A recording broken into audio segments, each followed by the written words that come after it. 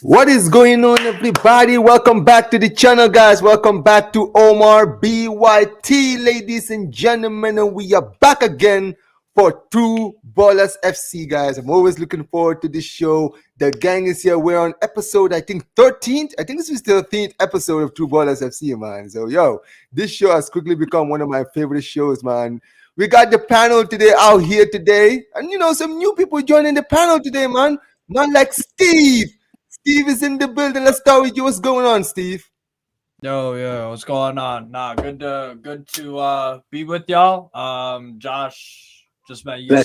Iron thing. Big up to you. Alfie, I've seen you with Mikez a lot. Prime. Big up. Mikez, irons. That's what's up. Okay, Omar, your team's still broke as fuck, but yeah. Shout out everybody here.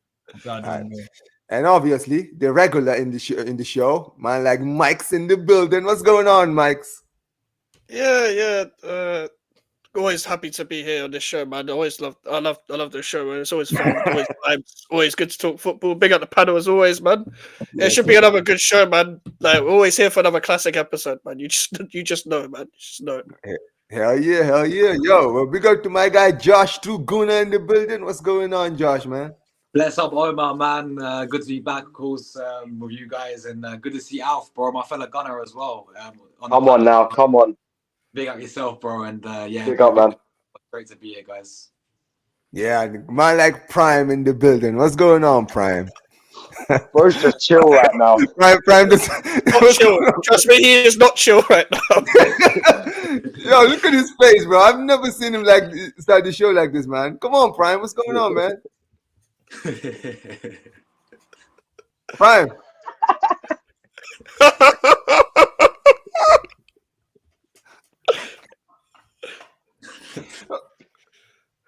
Okay, man. I mean, this is... Bro, Martin Luther King Jr. Day was fucking like yesterday. You can talk. You don't have to be silent. Like, goddamn. Like, I don't... Listen, man. This guy, yeah... You know what it is, right? You know what's the problem? You know what the problem is, Steve, right? He's been so used to selling his deadwood to all of the clubs. Yeah. Now he's know what it's like to be the ones taking people's deadwood now. Now he does... Pause, by the way. Big pause. Pause for taking deadwood, by the way. Oh, my days. Yo. I nearly walked into that. I had to. I'm like, yo, relax, bro. Hey, big mega pause. But seriously, my point is, bro, you're so used to selling all of the flops that you have in your team to other teams now, and now all of a sudden now you don't like it when it happens to you. This guy, yeah, acting all fraudulent over here. But that's finally, bro, concluded, man. Man, like Alfie in the building. What's going on, guys? Yeah, I'm doing good, Omar. I'm doing very, very good. I apologize for my lateness. I had to sort out some stuff, but I'm happy to be here. Yes, sir. But listen, man, Premier League show, True Ballers FC. We're gonna do some recaps of some Champions League games as far as the English teams is concerned, and we might talk about other teams. Who knows? We don't know yet. But let's start. Let's do some of the chats. Big up to the people in the chats. 11 people in here. Make sure you guys smash the like button and make sure you guys subscribe to all the people in here. Man. I'm gonna put all the links to their tags. Some of them who are not in the pan, I'm gonna put them in the description later. Steve already, man, in the chat already starting carnage in the chat. You got I mean, at least he says something in the chat. But big up to Nick every single time. Says Prime, you came straight up here after Mike's. Yeah, man. You know it, man. Every time we do the Mike's and Prime show, after the show we got True Ballers FC every single time. But yeah, it's because Prime doesn't want to talk, doesn't want Garnacho. Of course, man. Yeah, we already know. But big up to God, it says on loan to Real Madrid. Bro, this is how you know your team will speak, man. People are making loan moves already. On loan as well. On loan, bro. Hey, listen. If that was easy, man, everybody would be doing loans now, man. Everyone would be doing loans. I loaned as soon as I was born, bro. That's what I would have loaned as soon as I was born. Exactly. But listen, I do want to talk about, obviously, the Premier League games this past weekend. Bro, I'm not gonna lie. There was a lot of crazy results that happened this past weekend, and bro, this weekend was ridiculous, man. And crazy thing is, bro, it started literally, bro, from game one, bro, first game, bro. It literally just set the pace of the whole weekend, bro. Newcastle, bro, versus Bournemouth, bro. Listen, before let Steve talk about this, dude. What in God's name was that? I mean, if you told me, bro, bro. Newcastle 9-game winning streak. Newcastle, bro. What happened in that game, bro? Patrick Kluivert's son scoring the hat trick, bro. I mean, listen, we all know Patrick Kluivert, bro, and his beef with Newcastle when it comes to Newcastle, bro. He always talks shit about Newcastle when he gets a chance, bro. Always talk about shit and all this stuff. Yo, you know when his son scored a hat trick, yo, that must have felt like crack to him, bro. He was like, yo, injected to my veins, bro. But yeah, man. 4-1 in the end of the day. Obviously goes by Patrick Kluivert. Also, what's his name? Is it Karkesh? Karkesh. You know. Yeah, I got him in my fantasy team as well, so big W. Yes, sir. But listen, Gimaresh got the consolation, basically the only goal for Newcastle. But yeah, Steve, bro, this was how your weekend started, and it probably didn't get better continuing the week until today. But talk to me, man. What happened in that game, bro? Literally just got our ass kicked by Bournemouth, bro. Like, hey, speak up. We want to know what happened, bro. Speak up. Bro, what happened was that Bournemouth kicked our fucking ass. That's what happened. Speak up. That's the best striker in the league. You're gonna let me talk. Prime. It's not yet. It's not just this time yet, bro. You've been quiet the whole time, bro. Let's this guy. Bro, we were the start was terrible, and then we had a decent response. That first half, we probably had 10, 15 good minutes where we created a little bit. We were putting some pressure on, but Bournemouth played out of our press really well. And then when we equalized, then we had the chance to really get some momentum and score again. And we didn't create anything really past that point of any significance. That Bournemouth got their second, and for me, I just kind of felt like it was game over after that second goal. And then there was the offside goal, which was 3-1. That would have been game over earlier. But then a few minutes later, they fucking scored anyways. So, look, we got outplayed. Bournemouth played brilliant through our press. They pressed really well. They were the aggressors in the game at St. James's Park, which is really, really hard to do. But yeah, Eddie Howe talking about all these fucking excuses about us being tired and stuff. Well, how about you do some rotation then, brother? That's I don't feel sad. And we're not doing fuck all in the transfer window. So again, why do I feel sorry for you? You fucking idiot. So it is what it is, bro. Like, look, the 9-game run was brilliant, and I knew it wasn't going to go on forever. And I thought that Bournemouth had every chance of winning that game. I wasn't taking that game lightly at all. I don't think nobody was, to be fair, on either side. But yeah, we got our ass kicked, bro. And it's been a while since somebody's really done that to us. But yeah, I think you guys hadn't conceded a goal in a while, bro, before that game, right?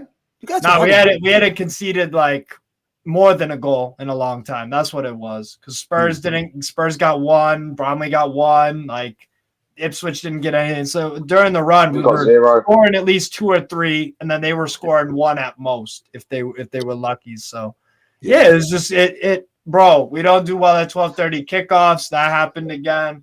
And yeah, Bournemouth, bro, they're gonna get Europe surely at this point. Like and I said this at the beginning of the year, one of Brighton, Bournemouth, or Burnley.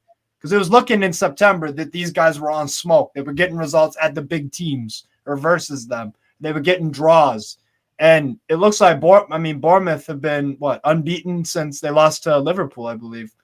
That's a long ass time ago. Yeah. So, yeah,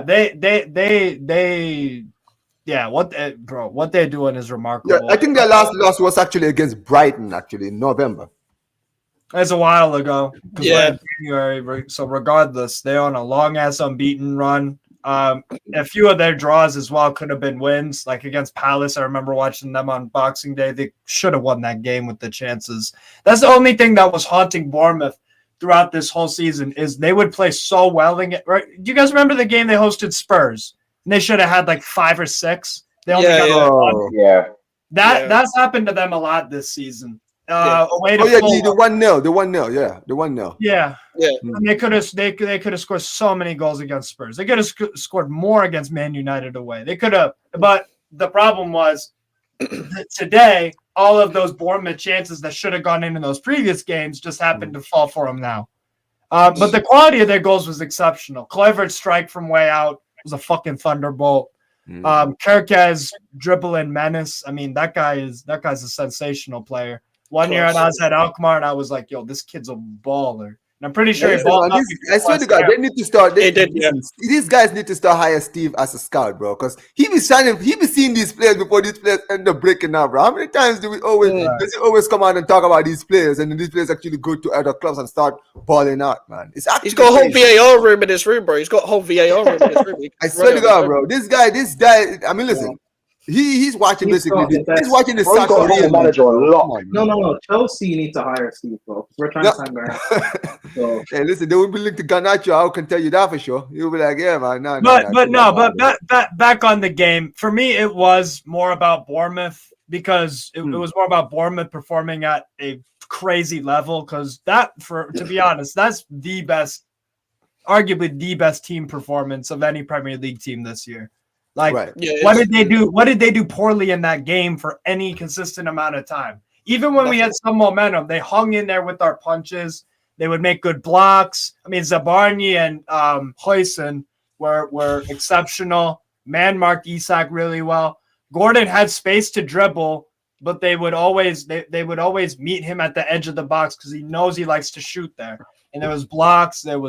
So they were exceptional, and no team comes to St. James's Park playing like that. Facts. No team. They had a fucking set of balls on them to play like that, especially with all the injuries.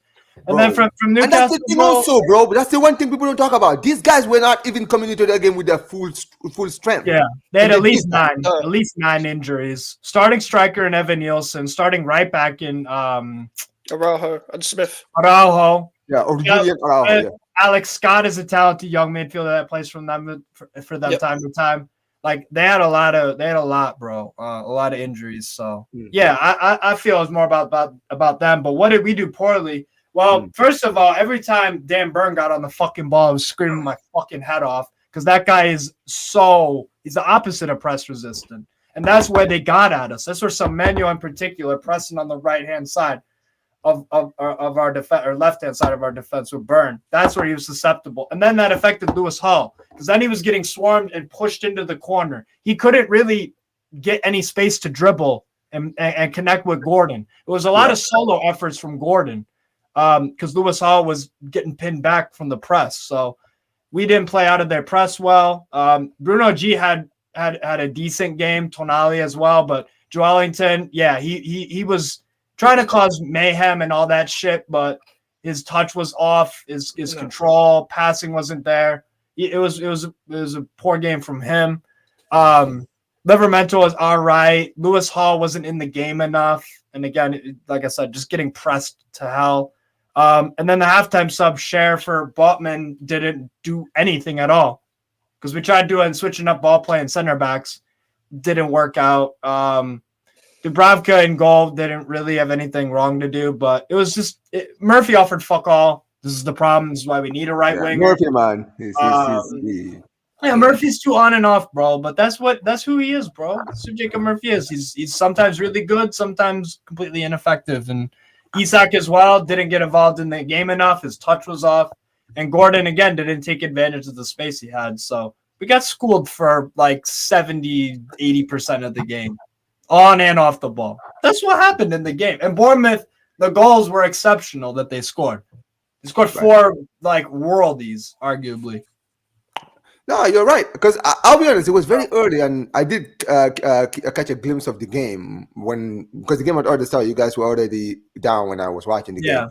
And I was very impressed, with the way Bournemouth basically set up in that game. And I was surprised at the way they were just snuffing out your attack because I've been watching the past few games and how good your attack and the fluidity of your attack has been. Bro, the way they just shut everything down was so impressive to me. I could not believe how much you guys struggled to really get into to basically create chances. You had a lot of shots, but didn't really give them enough threats. You understand what I'm saying? And when they went forward, they were very effective.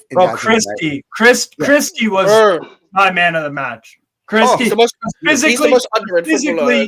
Physically, he wasn't intimidated by our bully gimmick. And on the ball, he was driving forward like crazy. Passing was great.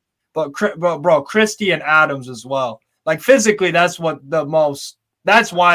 huge reason why Bournemouth beat us at our own game. Is because physically teams don't know how to mix it up with us and not get either in red card trouble or just lose their heads completely and we go score while they're too busy fucking losing their minds. So that's what it was. Bournemouth kept composure and they were physically dominant, which not many teams can do.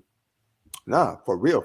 And look, I was very impressed, definitely. But I will ask you this, right? I don't know who you guys are playing in this weekend. I'll check it out. But as far as Newcastle is concerned, right? Do you kind of look at this result and just think, maybe it's just one of those results where, you guys were just outplayed in the end and that, do you believe that you guys will be able to recover quickly from this? Or do you feel like, did you see something different about maybe that performance that makes you worry about the next games coming in?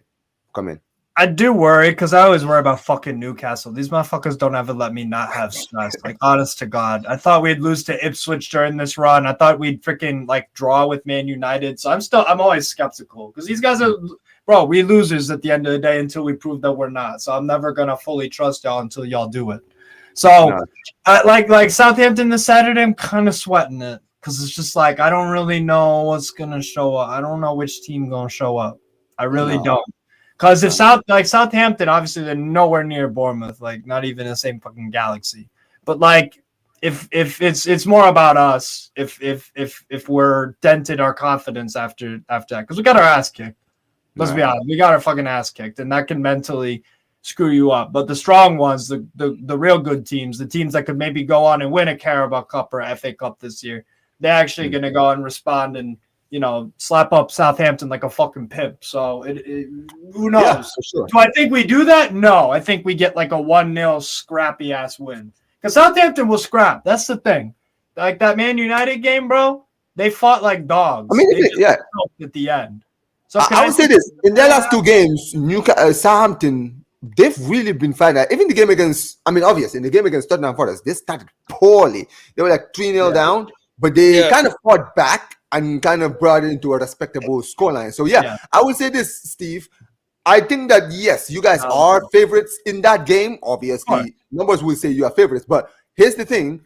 If I've seen anything from Southampton is that if you underestimate them, they will sucker punch you guys. You understand what I'm saying, right? So you don't want to really – you want to go in there, basically impose yourselves and make sure that you basically have a comfortable lead over them, because if you make things too comfortable for them, they will surprise you guys.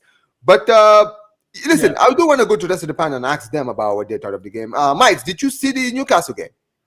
Yeah, I was in the pub watching the game just before the West Ham game. I wanted to catch this game, obviously. Like, this is the thing with Newcastle Bournemouth. Like, I didn't want to write Bournemouth off, but I just thought Newcastle would get over the line and carry on their home form.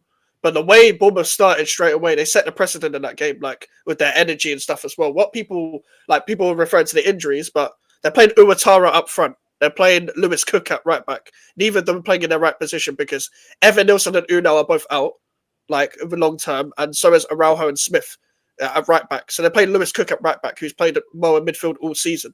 Like as Steve mentioned about Ryan Christie earlier, probably the most underrated player in the Premier League in the last 2 years by far. Because even under Gary O'Neill, he was good.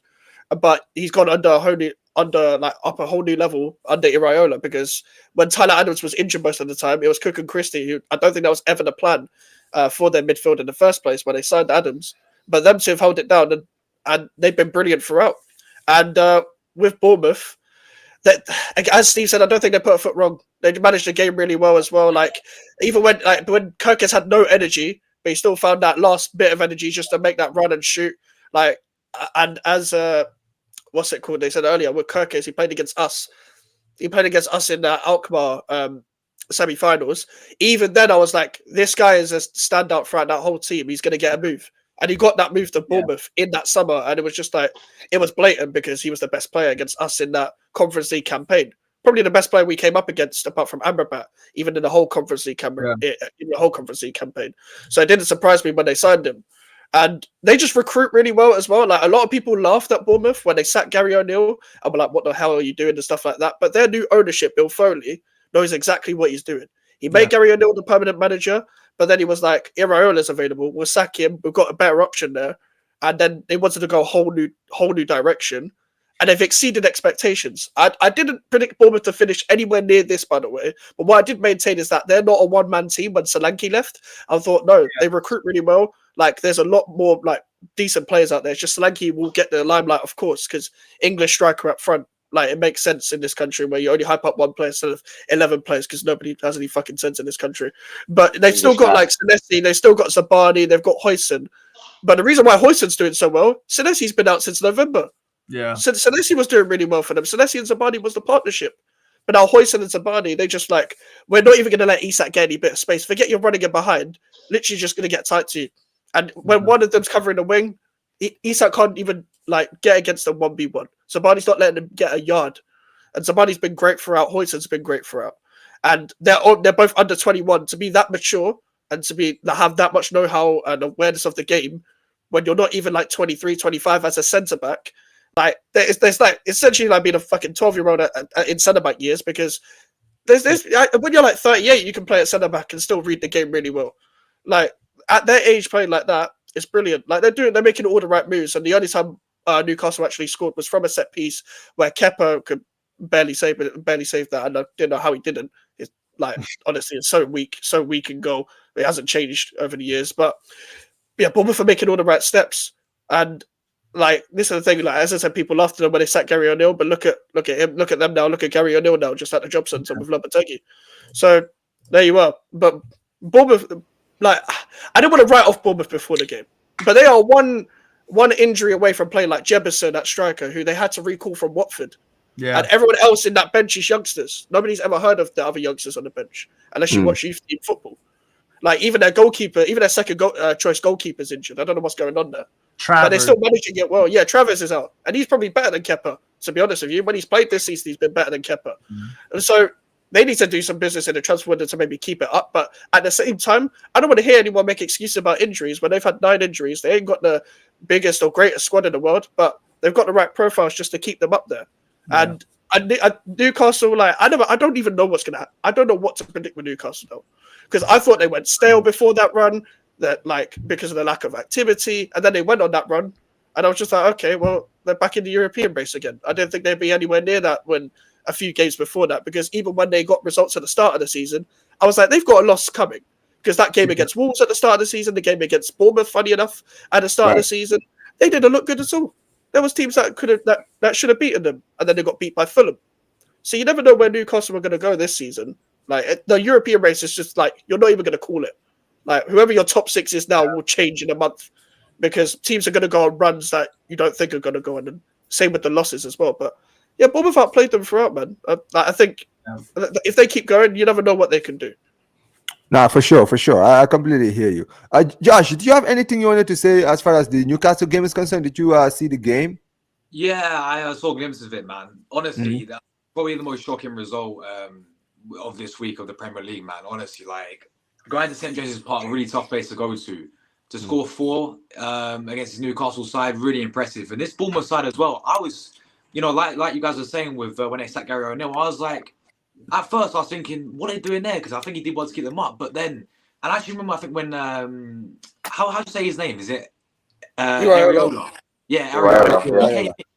He went on his first couple of games, like he was getting battered like 6-1 by Man City. We battered them 4-0. They went on like a 7-8 game losing streak. I was thinking, nah, this guy ain't gonna last it. But then, he's been given the back, and he's been given the time.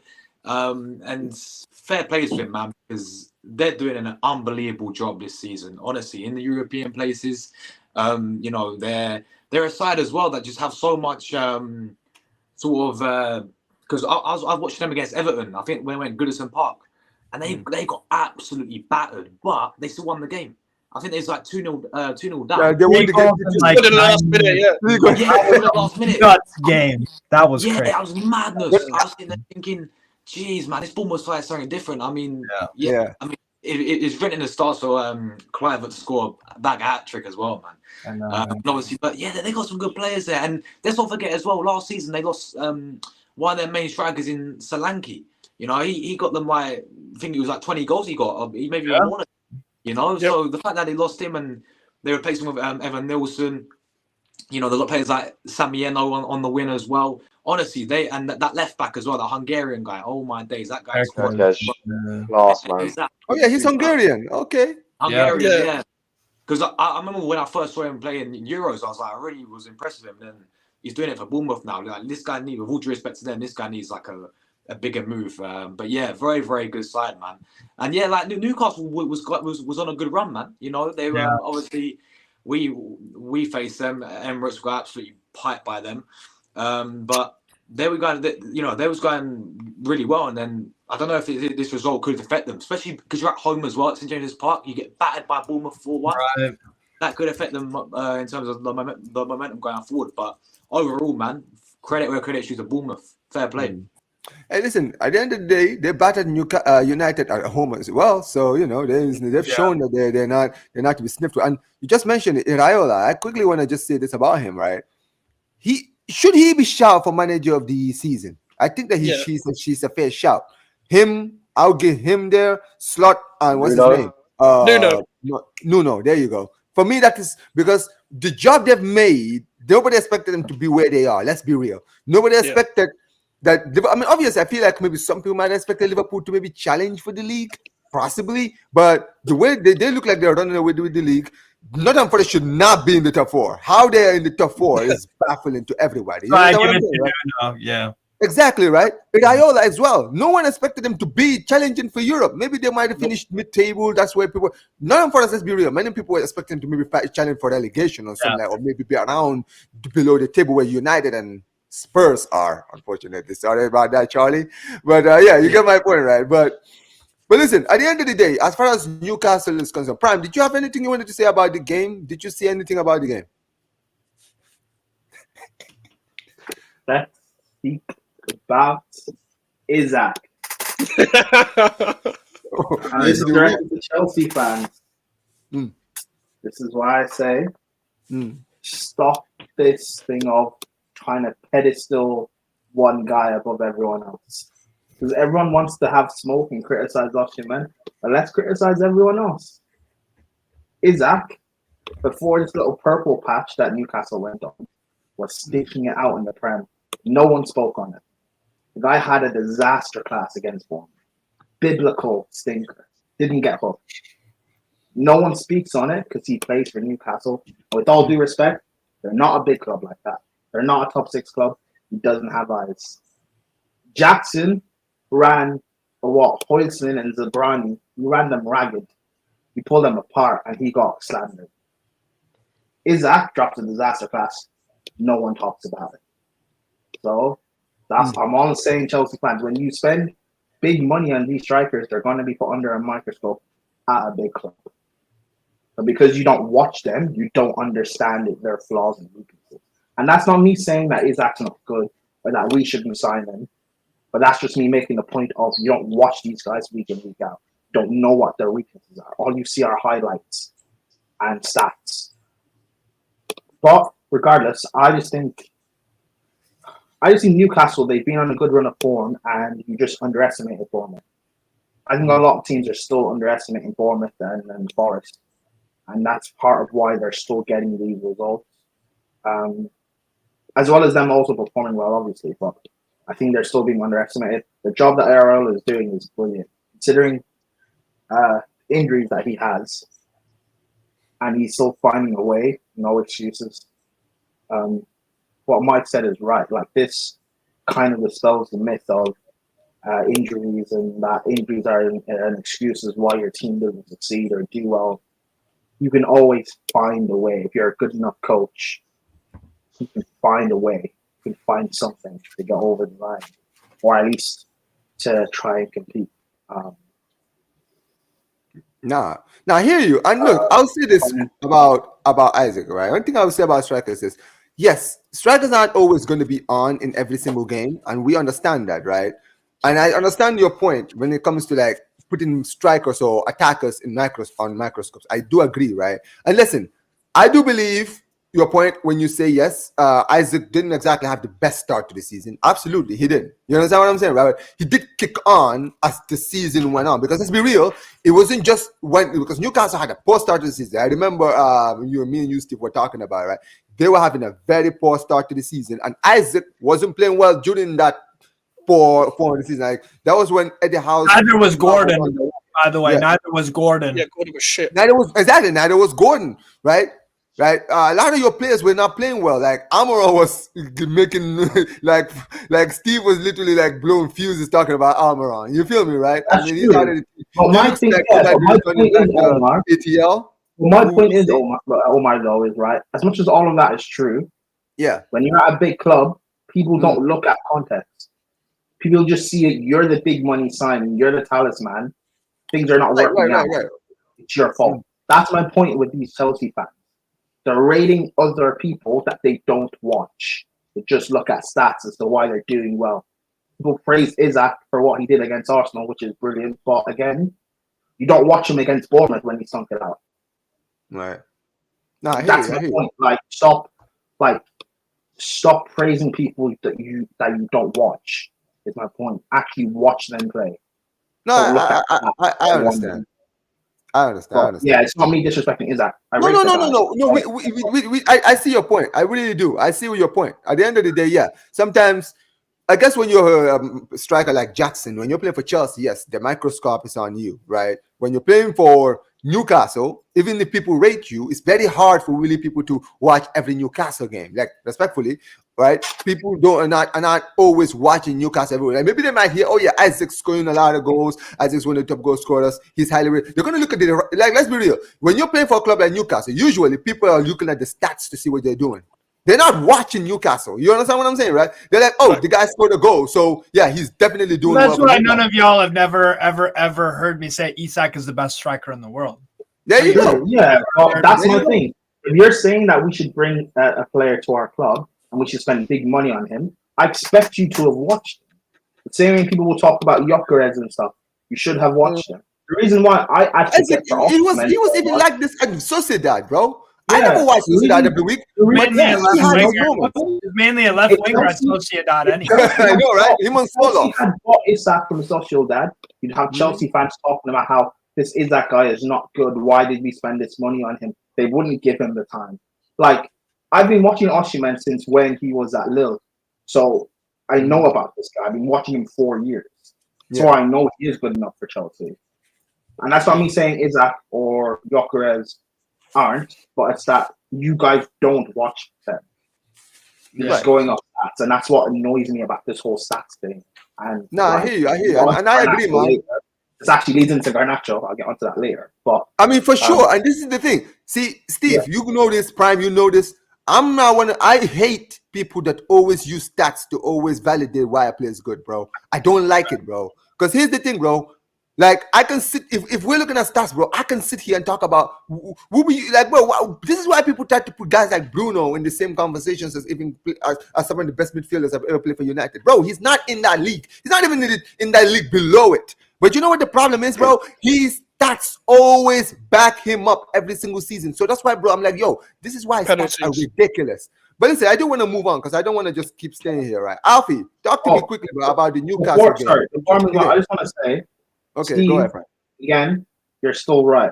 Eddie Howe, he needs to go at the end of the season. Yeah, I would make the change, 100%. And and by the way, there's a reason why we haven't spent a freaking penny, and it's the 23rd day of the season. We're not planning on having this guy in next season to start next season.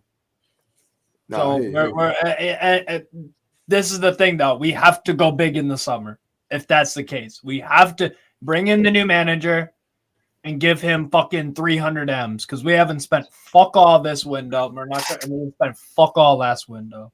So that's what it is. Nah, I hear you. But quickly, Alfie, talk to me about the Newcastle Bournemouth game. What did you think of the game? Very quickly. In my personal opinion, it's a perfect example of why we love the Premier League. You're always going to get shocking results. You're always going to get fairly smaller teams beating fairly bigger teams. I know, like Mike's and Prime have mentioned, that Newcastle aren't really in that bracket anymore, but they're still an imposing side to a team like Bournemouth. Yeah, I've always rated Bournemouth as a side, even when they came up into the Premier League back in 2015. Like, I've always rated them as a team under Eddie Howe. You've got to give Iraola his flowers because he's managed to get himself into a position where He's got a solid team, and even if you take little links out of the side, they still look fairly strong.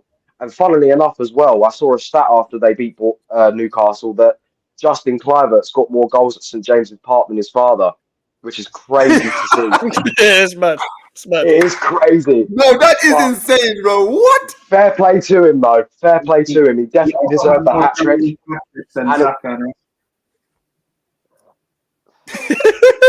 That is insane, bro. That Why'd is you got to crazy. bring that up, man? Like, but yeah. Oh, I thought we were mentioning stats. Sorry, I thought we were mentioning stats.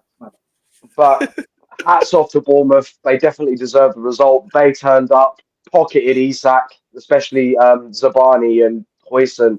Absolutely pocketed him. They were emptying their pockets after the game, and Isak fell out. So fair play to them, and very, very good result. All right, cool. But Charlie, big up, man. Making your debut. Finally, Charlie finally making his. He was supposed to he was gonna be here last week to make his debut, but other stuff kind of came in the way. So listen, big up to Charlie. He's gonna be the Spurs fan because you guys always be talking about Spurs, but we actually have a Spurs fan part of the panel now, man. So He's you outnumbered guys at the have anything moment. about Spurs, tell it to Charlie, bro. I'm tired, man. He's But seriously, outnumbered. big up to Charlie every single time, guys. Big up to you, Charlie. How you doing, man? You're on mute. Hold on. You're on mute. We can't Stinker. hear you. Can you? We can hear you. Too quick, man. Dude, what's going on? He's snappy with it. Yeah. We can hear you. You. I don't know what's going on. Something. Take wrong. a touch, man. Come on. Technical difficulties. Please stand by. You wanna get off and come back? Try doing that again. Jeez, what is going on with It's like a booey. Yeah, we'll wait. But let's quickly then move to Real King. Yo, King, did you see the weekend Newcastle game between Newcastle and Bournemouth? Yeah. I saw the game. Yeah. Yeah. So, what did you think of the game, very quickly, bro? 'Cause I don't want Yeah, like big up the whole panel, obviously. Big panel today, you know what I mean? So, hey, big up, man. Smash up the likes, people, you know what I'm saying? But yeah, I think for me, obviously Newcastle, they went on a very good run and they was actually playing very well. They went on a 6 or 7 game run where they were playing very, very well. But in this game, bro, like Bournemouth, bro, like Newcastle just couldn't deal with Bournemouth press. Every time when Newcastle tried to play it out from the back, they just kept on giving the ball straight to Bournemouth. Does it work now? Yeah, there we go. Yeah, it worked, yeah. There we go. But yeah, we'll go to you next. Just for this, King finish his point. Go ahead. Yeah. As I was saying, big up Charlie. As I was saying, Bournemouth were pressing very high, and Newcastle could not deal with the press. Ryan Christie and Tyler Adams and Semenyo, these guys were, and Clive, these men were really running the show for Bournemouth. And like Steve said there, they scored 4 very good goals. All of them they took very, very, very well. Lewis Hall has been decent. I think he's a decent player and he's been decent overall this season. But I think, today, against Bournemouth, it just were one of those games where he struggled. Dan Burns struggled. A lot of the defense just struggled. Anthony Gordon was hardly involved in the game. He hardly did anything in the game. And Anthony Gordon's obviously he's a very good player, and we know that. And he's one of the better wingers in the Premier League because there's not many wingers, but Anthony Gordon is one of them. But he did not have his best game. Same with Isak. Isak went on a run where he scored 8 games in a row, whatever. He did his thing, but against Bournemouth he was non-existent, and obviously I think Bournemouth not that old they stopped Newcastle playing, in possession, they also stopped the counter attacks and the transitions of Newcastle United, because that's where Newcastle can be dangerous on the counter attack with Gordon and with Isak. They can be very effective with that. Jacob Murphy as well Jacob Murphy's obviously has had a couple or a few good games as well, but obviously it wasn't his best game today. But I just thought Newcastle was outclassed by a very good Bournemouth team, and I think that can happen. That can happen in the Premier League. Sometimes it's just not your day. Like Newcastle did try and played their football, but Bournemouth just was too much for them. Nah, here. But yeah, quickly, I just wanted to quickly go to Charlie. Charlie, did you see the Newcastle game? I did, yeah. First of all, big up to Omar. I was on mute. I don't know what happened there. It's the Streamlabs. It's a weird software. Technical difficulties. Yeah. It's not what I'm used to. Yeah. I had to move away from StreamYard, but StreamYard was pissing me off too much. Big up to Omar though. Listen, people, subscribe to Omar. Great channel, great guys. Appreciate you, man. Big up for having me on for the first time. Looking forward to the show. Yeah, Newcastle Bournemouth. Yeah, I watched the game. Newcastle, look, they came into this on top form. I think that with Newcastle, Steve will know, obviously, that I think Tonali coming into the team from the start, which I don't know why Eddie Howe was. This is the thing, right? He was starting Sean Longstaff ahead of Tonali, which made no sense to me. And that's why I think Newcastle, they're very inconsistent. Since Tonali came into the team, it was like they won all these games. They beat Arsenal in the cup. It was great. This Bournemouth game, look, Bournemouth are a very good team. I rate Iriola, even at Rayo Vallecano. If you guys watch Spanish football, Vallecano, he did the double. I think it was the double on Barcelona. Yeah, he did, bro. That's crazy, isn't it? Yeah. This guy, bro, he beat my team last year. Iriola at Vallecano was brilliant. And I knew when Bournemouth got him, I think it was... I mean, look at Vallecano this season. They're bottom of the table, man. What does that tell you? Exactly. I mean, like I think Josh said it with Bournemouth, like, people question why Gary O'Neill left. And I said at the time, look, I think they're upgrading here. Because you're seeing, look, O'Neill, look what happened at Wolves. So, yeah, Bournemouth, look, I've been so impressed. And by the way, this is a team with 10 injuries. Unlike my fan base, want to make excuses for injuries, but anyway, that's another conversation. But with Bournemouth, we'll get into that. Don't worry. With Bournemouth, tactically, Iriola, he's a front-footed. His style of play is very high pressing, but he adapts. He's flexible. They pick their moments to go forward. He knows when to drop back, and I think Newcastle, they just got done, completely done. I mean, Justin Kluivert, man. I mean, the first hat trick he got. That's not a proper hat trick. That's like 3 penalties. Yeah, 3 penalties, man. This one against count. Newcastle. They all count.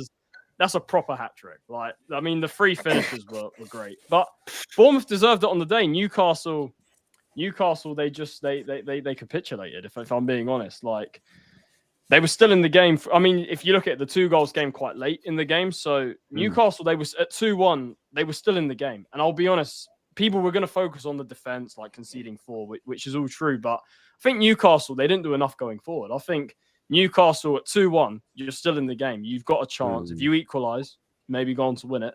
But you didn't offer anything going forward. Bournemouth looked reasonably comfortable defensively.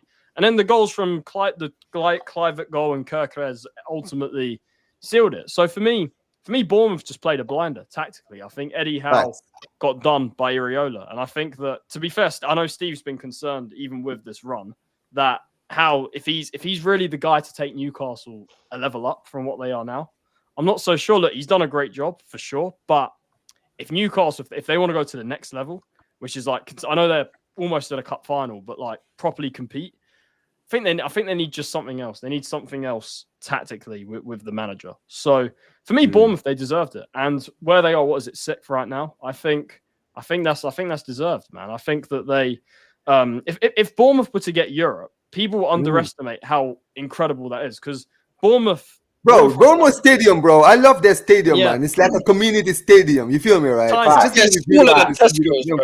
thing is, Bournemouth, right?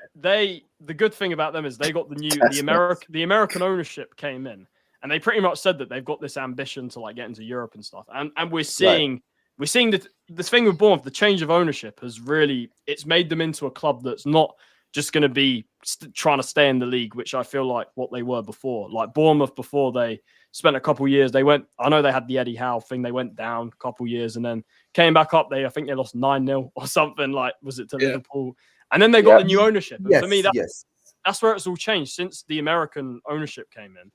They've been trying to get better, and we're seeing now a result of an ambitious ownership that's looking to take a club, it would be incredible for Bournemouth, a club like that, to get into Europe. It would be insane. And I think if they do it, I think they deserve it. Iriola's, I think he's been brilliant. I mean, I would take him at my club of any week. I would take him all day long.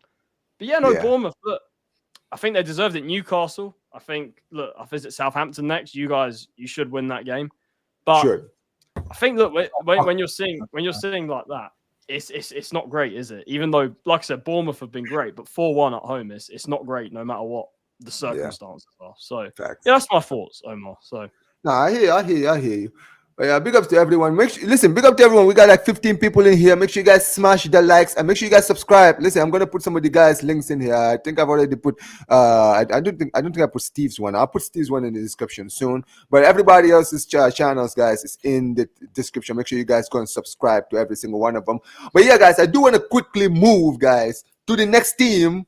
And it's funny because we got two of the guys representing them today. Let's talk about man. They outnumber us. These goons. Yeah, man. Today, man. Listen, we're gonna talk about it, man. Arsenal drew 2-2 in the weekend at home. No, listen, we're not going to Zagreb. This is the this is Bournemouth FC.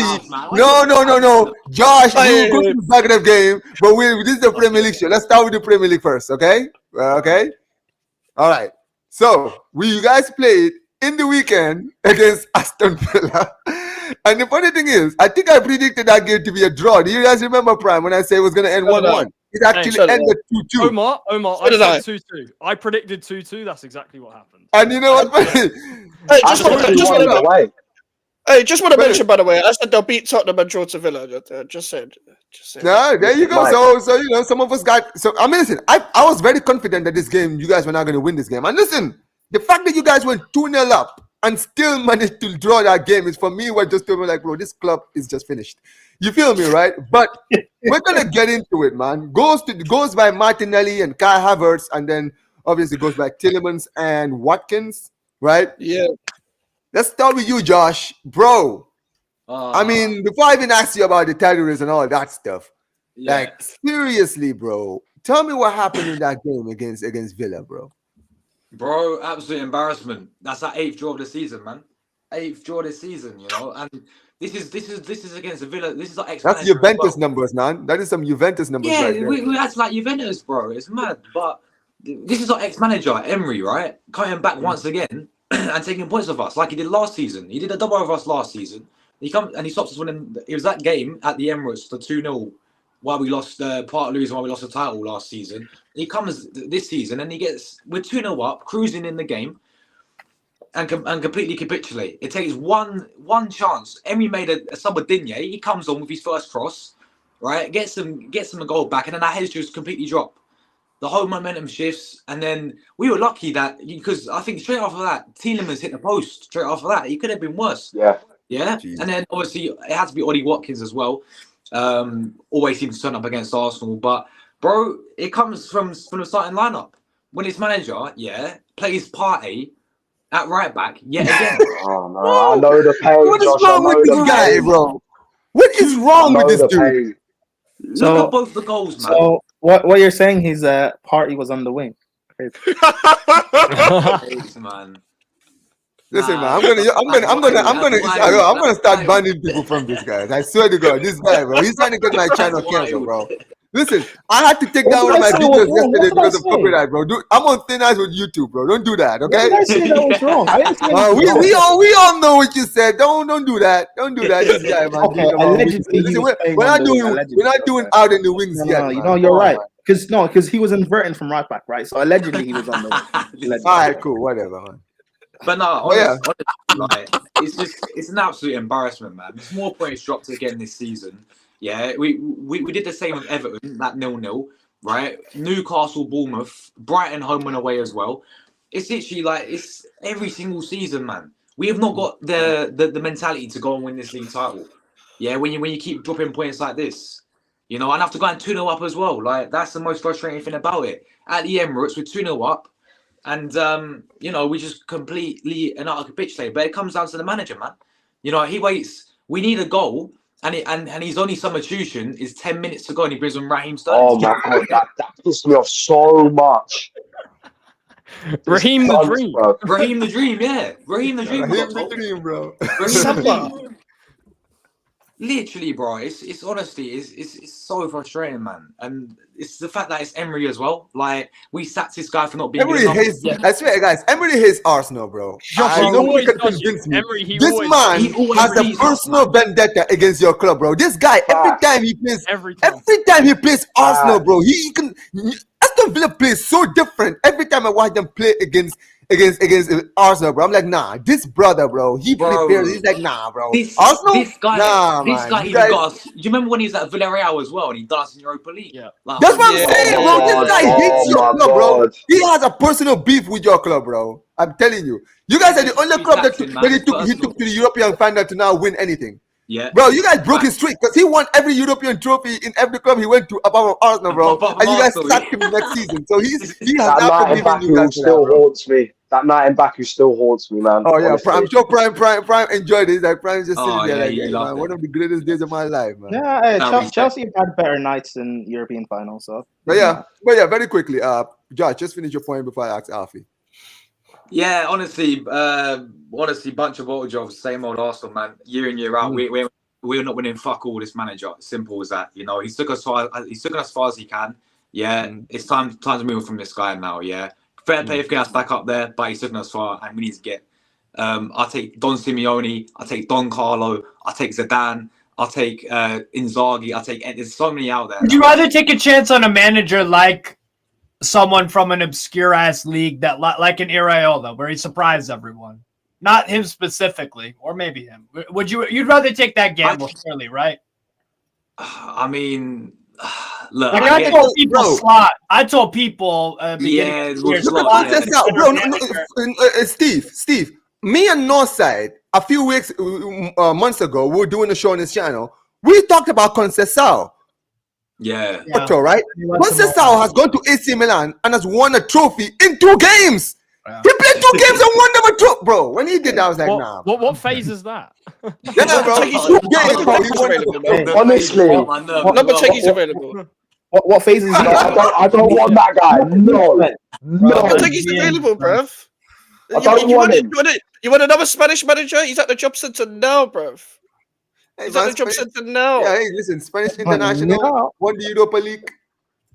Spain, coach the Spanish national team. You didn't get a chance at West Ham United. Go to fucking Arsenal then. How about that?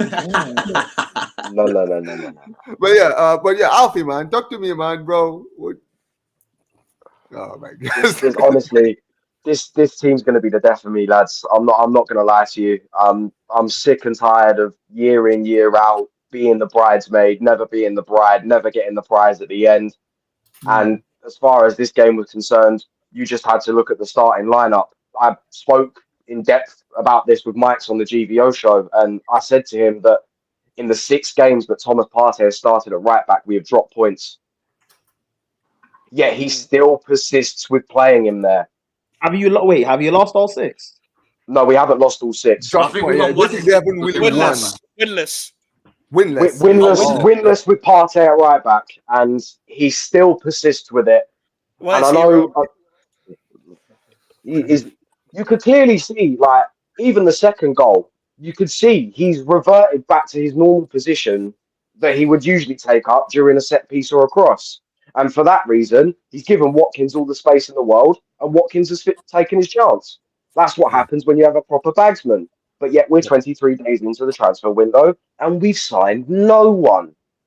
Yeah. We have signed no 24 one. days. We're not 24 days. and we're not going to sign anyone. Crazy. Honestly, I agree with what Josh said. This manager has taken him as far as he can. He's taken us as far as he can, and I thank him for that. But he is not the manager to take us over the line and get us a trophy. Yes, listen, some managers are good at building. They're just not good at, Yes. forgetting. Exactly. Like, listen, I said it before, man. Bielsa is one of the greatest managers of building players, bro. He's so good. Like, if you look at the plethora of players that this guy has made, like guys like Calvin Phillips are playing some of the best football under Bielsa. Guess what? Look at how he finished. Phillips, bro. Yeah. That's my point, right? Bielsa was one of those managers who, when it comes to like making players better than they are, absolutely, he was great at it. But that guy, he was not a good. He wasn't the trophy manager you wanted to win your trophies. He was the manager you wanted to build the team for you. Like, some managers are good at it, some managers are not good at finishing the job.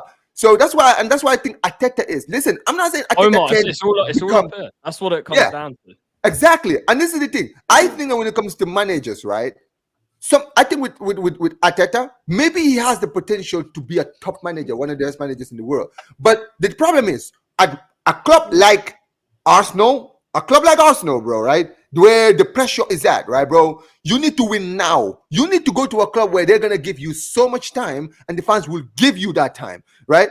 This is what I was saying. He should have gone to an Everton. He should have gone to like a Rangers, somewhere where he would, win easy trophies at first. Get to used to like winning trophies and having that trophy mindset. Like in a Rangers, where if he wins the league every season or dominates Scottish football, he can then sit down and say, all right, cool, I've won so many trophies. Even if you don't rate the trophies, winning a trophy changes a manager's mind, when they have that mindset of, we win it every single year. If it comes to Arsenal, that's what he's going to bring. He's going to have that mindset of, I'm in a big club, just like I was in a big club in Scotland, I'm in a big club in England, and I'm going to have the same mindset here. But he doesn't have that mindset yet. He has been told to trust the process. So he's just sitting there thinking, we're just going to trust it until it works. And when that is going to work, we don't know. You understand what I'm saying? I've had enough of this process, man. What did you think of the game, bro? Watching it yourself, man. Steve, I said, what did you think of the game? No, I was asking you, what did you think of the game when you watched it? I didn't watch too much of it because I was watching the Juve Milan one. I had it on the side, though. I'll be honest, I didn't pay much attention until Villa scored the first one. But, like, generally what I can remember, it was just Arsenal were very comfortable. Maybe Villa had a counterattack every here and there. But, like, I wasn't like, oh, my God, Villa are up for this. First 60 minutes, I didn't really... Again, I was watching on my computer. I was mainly watching the Juve Milan game, so take it with a grain of salt. Like, I didn't feel like Villa was really like up for it, and when it was 2-0, I was like, all right. They were, but then they scored the first one, and I'm like, okay. And then I paid more and more attention. I'm like, okay, like what's gonna happen here? And then it happened again. They scored again, and I was like, all right, well then that's Arsenal are not gonna find a way to come back in the game. And that's what's crazy about this game. There's certain teams out there that when they concede, they look more vulnerable than others. Certain teams can go behind and it doesn't affect them at all. Napoli, great example on Saturday when they fell behind Atalanta early, but then they just kept. Amazing game that was. Yeah. Oh yeah. What a game! I would recommend it, man. One of the best games in the season. 100%. You can also look at like Liverpool under Klopp. Most games. Last year, honestly, they got scored on first, but they came back and won a lot of those games and over the whole Klopp era. But certain teams are the opposite, where if they go 1-0 behind, it's almost a wrap. Or if they have a 2-0 lead and they get back, they peg back, they're emotionally done. They don't have that strength. Steve, that's my team this season. Steve, apart from that Benfica game, I'm telling you, bro, when you guys scored early, I was thinking of the word. Let's be real. You saw the game. I spoke to you. I spoke to Northside. You guys, the only reason we won is because you guys were that shit. Because you guys had so many chances to go so clear of us in the second half, bro. You guys were just being wasteful. And this shows you, man, this has been my team this season. When we score first, when we scored the first goal, we can go on a madness. Score 4-5.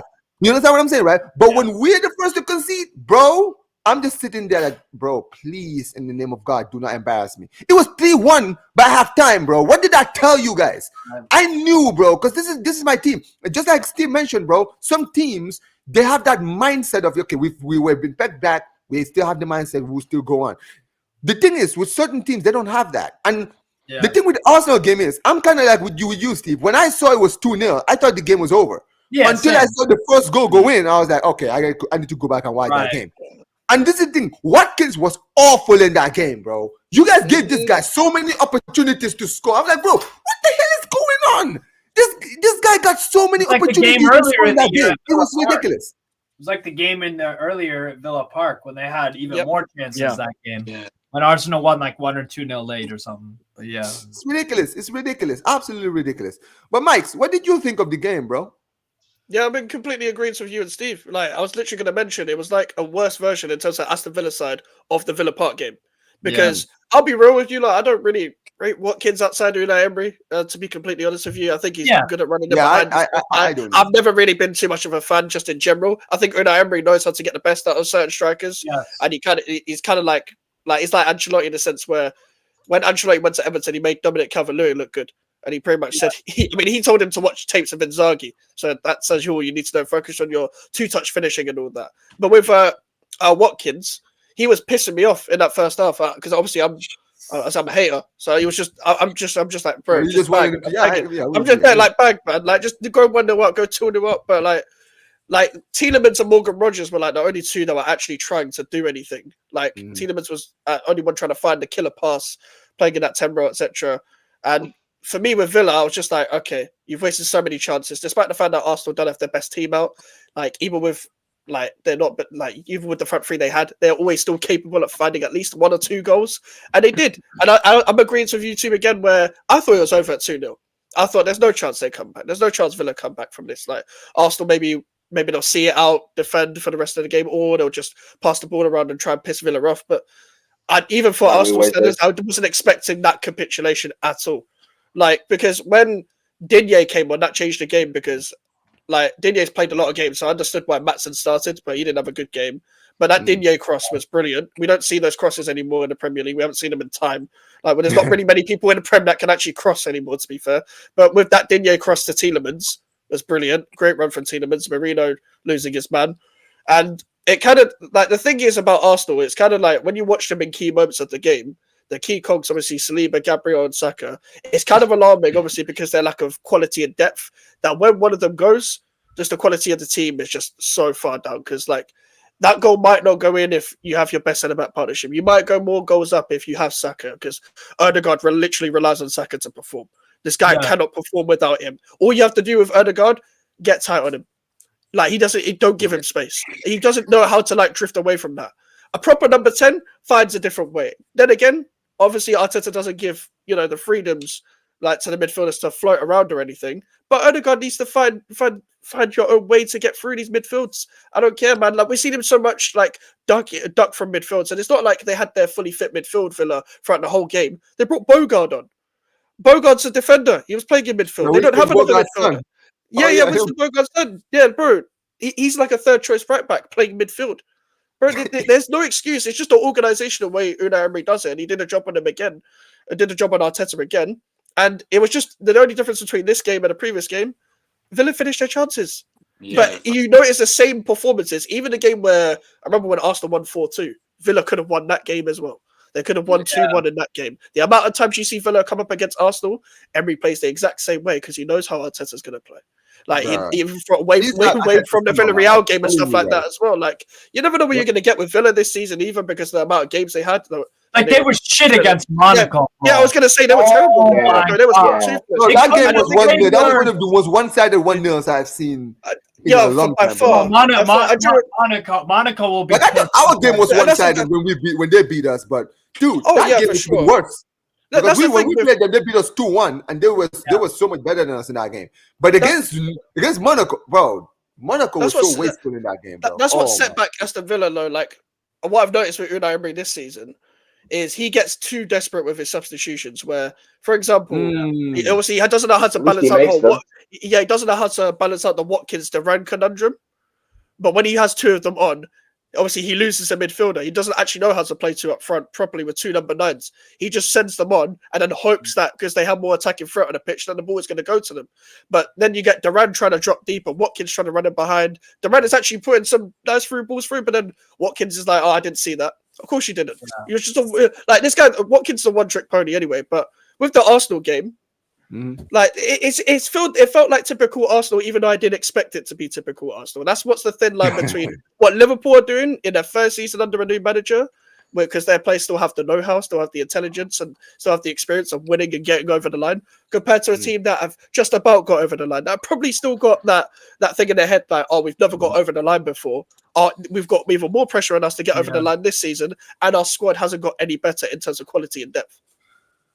Facts. I definitely think as well, another thing that, and Jamie Carragher said it as well, I think we're in a position right now where we actually can't believe that it's Liverpool above us instead of Man City.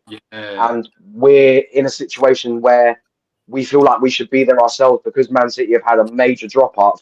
Well, it's not. See, this is the thing, isn't it, bro? Because this is what they were saying to us. Every one of the Arsenal fans, mutant Arsenal fans, will keep saying this, right? When City drop off, we will take over. These guys were so convinced that the moment the City dropped off, they would just walk the league. They're just sitting there. Their minds can't compute the fact that Liverpool are doing better than them. Like, how did this happen? Bro, I honestly feel like watching this season, it shows you everything that a lot of us, many people who are not Arsenal fans, actually been.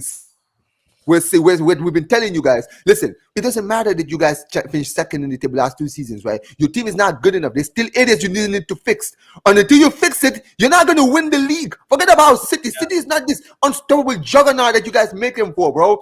At the end of the day, look at what is wrong with your team before you worry about how good their team is. You understand what I'm saying? And that's why this season, despite the fact that City are in their worst run under Pep, you guys are still so far away from the league. And that's on you. That's nothing. That's on you. But yeah, Prime, talk to me, man. What did you think of the Arsenal Villa game?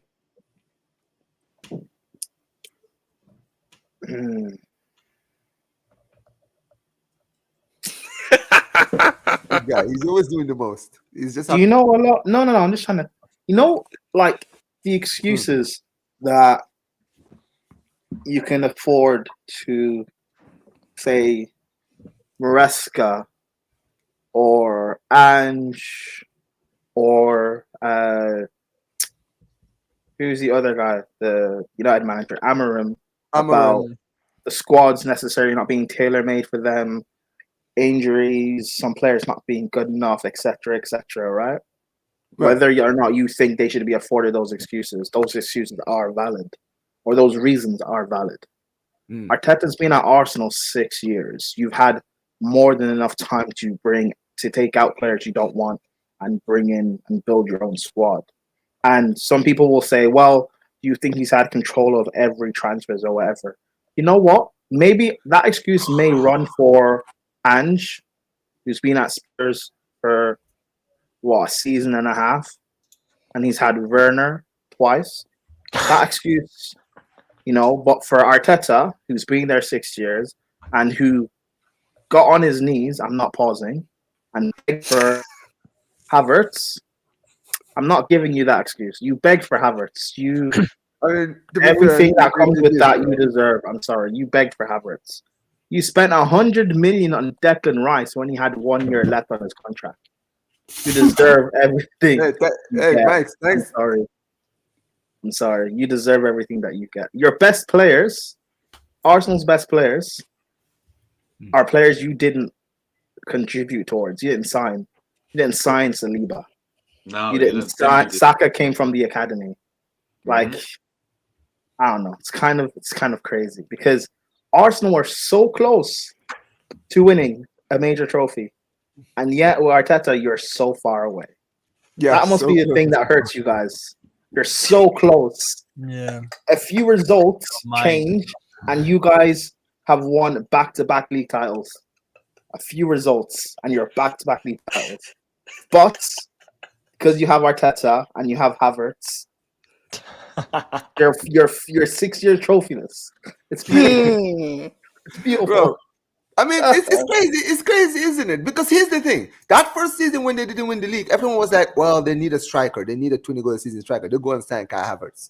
Kai Havertz scores a few goals. Everyone sits there and says, oh, yeah, but Kai Havertz is putting the goals in. Oh, we're just going to shit. Bro, you just mentioned it, Prime, right? You know me, man, because you see me every time I'm on the football turns, I'm on Northside Stream, I'm on League Gun, I'm on like so many of these Arsenal channels, right? And sometimes when you listen to some of these Arsenal fans who always are like Arteta in merchants, right? Basically, they will always find a way. Like, bro, I'm like, yo, I genuinely, right? You guys should genuinely start studying law and become lawyers, bro. I'm being dead serious. You guys would literally become some of the best highest paid lawyers in the world. right? What the excuses these guys make? You remember what I was saying about the whole Isaac stuff, right? When you're at a lesser club, like if Arteta was doing this at, say, a Spurs, a West Ham, maybe a Newcastle, a Bournemouth, Forest, whatever, you could get away with it. Yeah. But when you're at a big club, and Arsenal are supposed to be a big club, you cannot go 6 years without any sort of trophy. I'm not expecting him to win the league or the Champions League. I'll be honest. I think that's kind of to expect a young manager like that to win a major trophy. I don't expect that person. Bro, we all know this. But I expect something to, like, because whenever any I hear trophy would be fine. That's the thing. I think prime. Can I just say this? When it comes to Arteta, I think that when it comes to Arteta, let me finish. Hold on. But like when people just defend him, you have nothing to defend him for. If he was at least winning FA Cups in Carabao, he had won Arsenal that Europa League. You know what? It would be valid for people to say Arteta needs one more. Arteta just needs one more season. He'll win the league next year. You know what? I'd kind of hear it, and I'd say, you know what? Fine. He deserves at least one more year to get over that line and get it done. You didn't get the striker in the summer. I blew everything out. I'd understand it, but the fact there's no credit in the bank. Look at what City's going through this year. They're a mess. They won one in 14 or 13 games? That's a sackable offense. But because Pep has all that credit, no one cares. No one cares. City fans, they trust Pep. They trust Pep to get them out of the situation and win the league next year. You remember Liverpool after they won the league and they fell off a cliff? Liverpool fans didn't care because they trust Klopp. Because City will be back next season. Look at the players they're signing now. Bro, they're already signing players to rebuild their team. Exactly. You see what I'm saying? They already started to rebuild this season already. And they're going to sign more next season. But the fans, the manager, the owners, the players, they all have that mentality and they all have a standard. But Arsenal, because the fans like, and I'm not saying you guys, but like, no, of course, in terms of the majority, or at least the vocal majority, because they accept this, because they'll see Kai Havertz be a flop at Chelsea for 3 years, and they'll accept him joining. They'll accept Sterling coming in on loan. They'll accept you guys like spending 100 million on Declan Rice, who has a year left on his contract, but not buying a proper striker for money. They'll accept spending so much on centre backs and not buying a striker at all. They'll accept all this nonsense for years on years on years with nothing to show. And the thing that annoys me is, if this was if Chelsea were doing this, Arsenal fans would be the loudest ones laughing. If it was United, City, Spurs, Arsenal fans would be the loudest ones laughing. But because it's Arsenal, we always have to use context. But no one can beat Pep. Slot's Liverpool is going to beat Pep. Arteta's better than Slot. Well, Slot had the best goalkeeper in the world injured for most of the season, and he's still winning the league. Slot doesn't have a DM. Slot has Trent at right back who can't defend. Robertson's finished, and yet he's still going to win the league. So what's the excuse now? By the way, Slot is also one. By the way, can I just say this, Steve? I was on your stream when we said this one time on one of your watch-alongs, right? Right. When they tried to convince us by telling us that Arteta was the second best manager behind Pep, we said, yo, first of all, I don't know what smoke you guys, what shisha you guys are smoking, but you need to put it down. You understand what I'm saying? That's the first one. Number two, you got managers in the past 5 years that Arteta has been in charge, who has been in clubs, win trophies over since Arteta last won a trophy. David Moyes won a trophy with West Ham. European trophy with West Ham, right? Tuchel won a Champions League and got sacked. You understand what I'm saying, right? Ten Hag had a stink at United and still won 2 trophies. 2 back to back. Exactly. Not even just got lucky. 2. But that's the thing. When you repeat And imagine, no, hold on, guys. Hold on. Can I just finish this point? Imagine if after everything these guys have went through, if the end of the season, if Ange wins the Carabao Cup, Ange would have won a trophy, bro. Since no. Get it for guy. It ain't happening. When you imagine if it happens, bro. When you repeat a lie long enough, you start to believe it without evidence. Case in point, because they keep saying, "Oh well, you know, he's the second best manager in the league." Oh well, I don't want Simeone. He plays negative football. Arteta's better. I don't want this manager. Arteta's better. I don't want that That's guy. I another don't myth want that about guy. Simeone. That's People keep. Oh yeah, that's a myth. We all know. Yeah, bro. I know. We watch La Liga, bro. That's These the guys thing. don't know. When you keep repeating a lie long enough, people believe it. People will believe this stuff about Arteta. This cultism around, and the thing is, right? I actually think Arteta's a good coach. I think he actually is a good coach. As a manager, though, he shouldn't be at a big club. He shouldn't be doing this. He shouldn't be. If he was doing all of this again, like I said, at an Everton, West Ham, whatever, it would be incredible. This is fine. You can get away with this. But at a big club, you should have something to show by now. You need something to show. I think that's a lot of his problem as well. And especially when people want to say he's world class. He's the second best manager. Getting paid all this money. I need not even the second best manager in the history of Arsenal. I need a Champions League final and you're losing it on a refereeing decision, bro. I need you going to the final day and losing the league on 99 points. I need something to show that you actually what Klopp was doing before he won, pushing City to 99 points and losing the league, losing one game. Winning the Champions League. I need that. Winning the Champions League. Reaching them to a Champions League final 2 seasons in a row. Taking them to a Europa League final. Finishing top 4 in his first full season. That's what gives you believe. That's how you trust the process. That is what it means to trust the process. You see every single season the club improving as far as performance is concerned. Not just, oh yeah, we're playing beautiful football, this and this. No, bro. You can listen, in this time, Steve, you watch a lot of football outside of England. Charlie, you also watch football outside of England a lot, right? Yeah. You've seen, especially in Serie A, when Juventus were dominating the league, teams like Napoli had like strong teams that couldn't win the league. Yep. Nobody remembers those teams anymore. We remember the Roma team that finished back to back when they had Rudiger and Salah and all those guys. Don't forget that team finished second 2 times. And challenge them, bro. Those teams were sick. Bro, I remember that Roma team was one of my favorite teams to watch. That Pjanic, Salah, Dzeko, and what's his name? Rudiger in the back, bro. Alisson in goal. Bro, that team was sick. That team couldn't win the league, bro. This is my point. But listen, I do want to go to Charlie because Charlie hasn't really said anything. Charlie, what did you think of the Villa game, bro? From a Spurs fan point of view, man. I want to hear what that's. I was in the same. I was on the watch along with Steve, so my focus was more on Milan Juve, but I had 2 screens. I had it on as well, so I was paying half attention as well. Yeah, no, I'll be honest. First, if I want to break it down, first half, I thought Arsenal were the better team. I thought you guys probably deserved the lead. I think again, I'll come to the lack of quality up front in a minute, but again, you guys should have scored more. I think you guys should have had more than a 1-0 lead.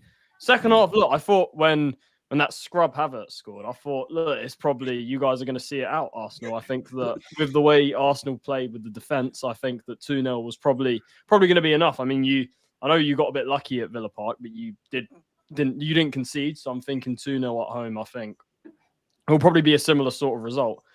But you guys, this is my thing with this. You guys, Arsenal had Saliba missing.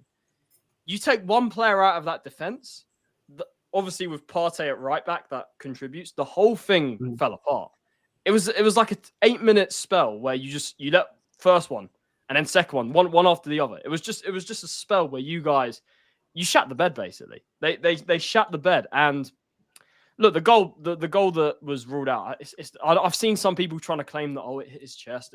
For me, it's a handball. It's a handball. Yeah, it's a handball. Every angle I've seen it's hit his hand. So.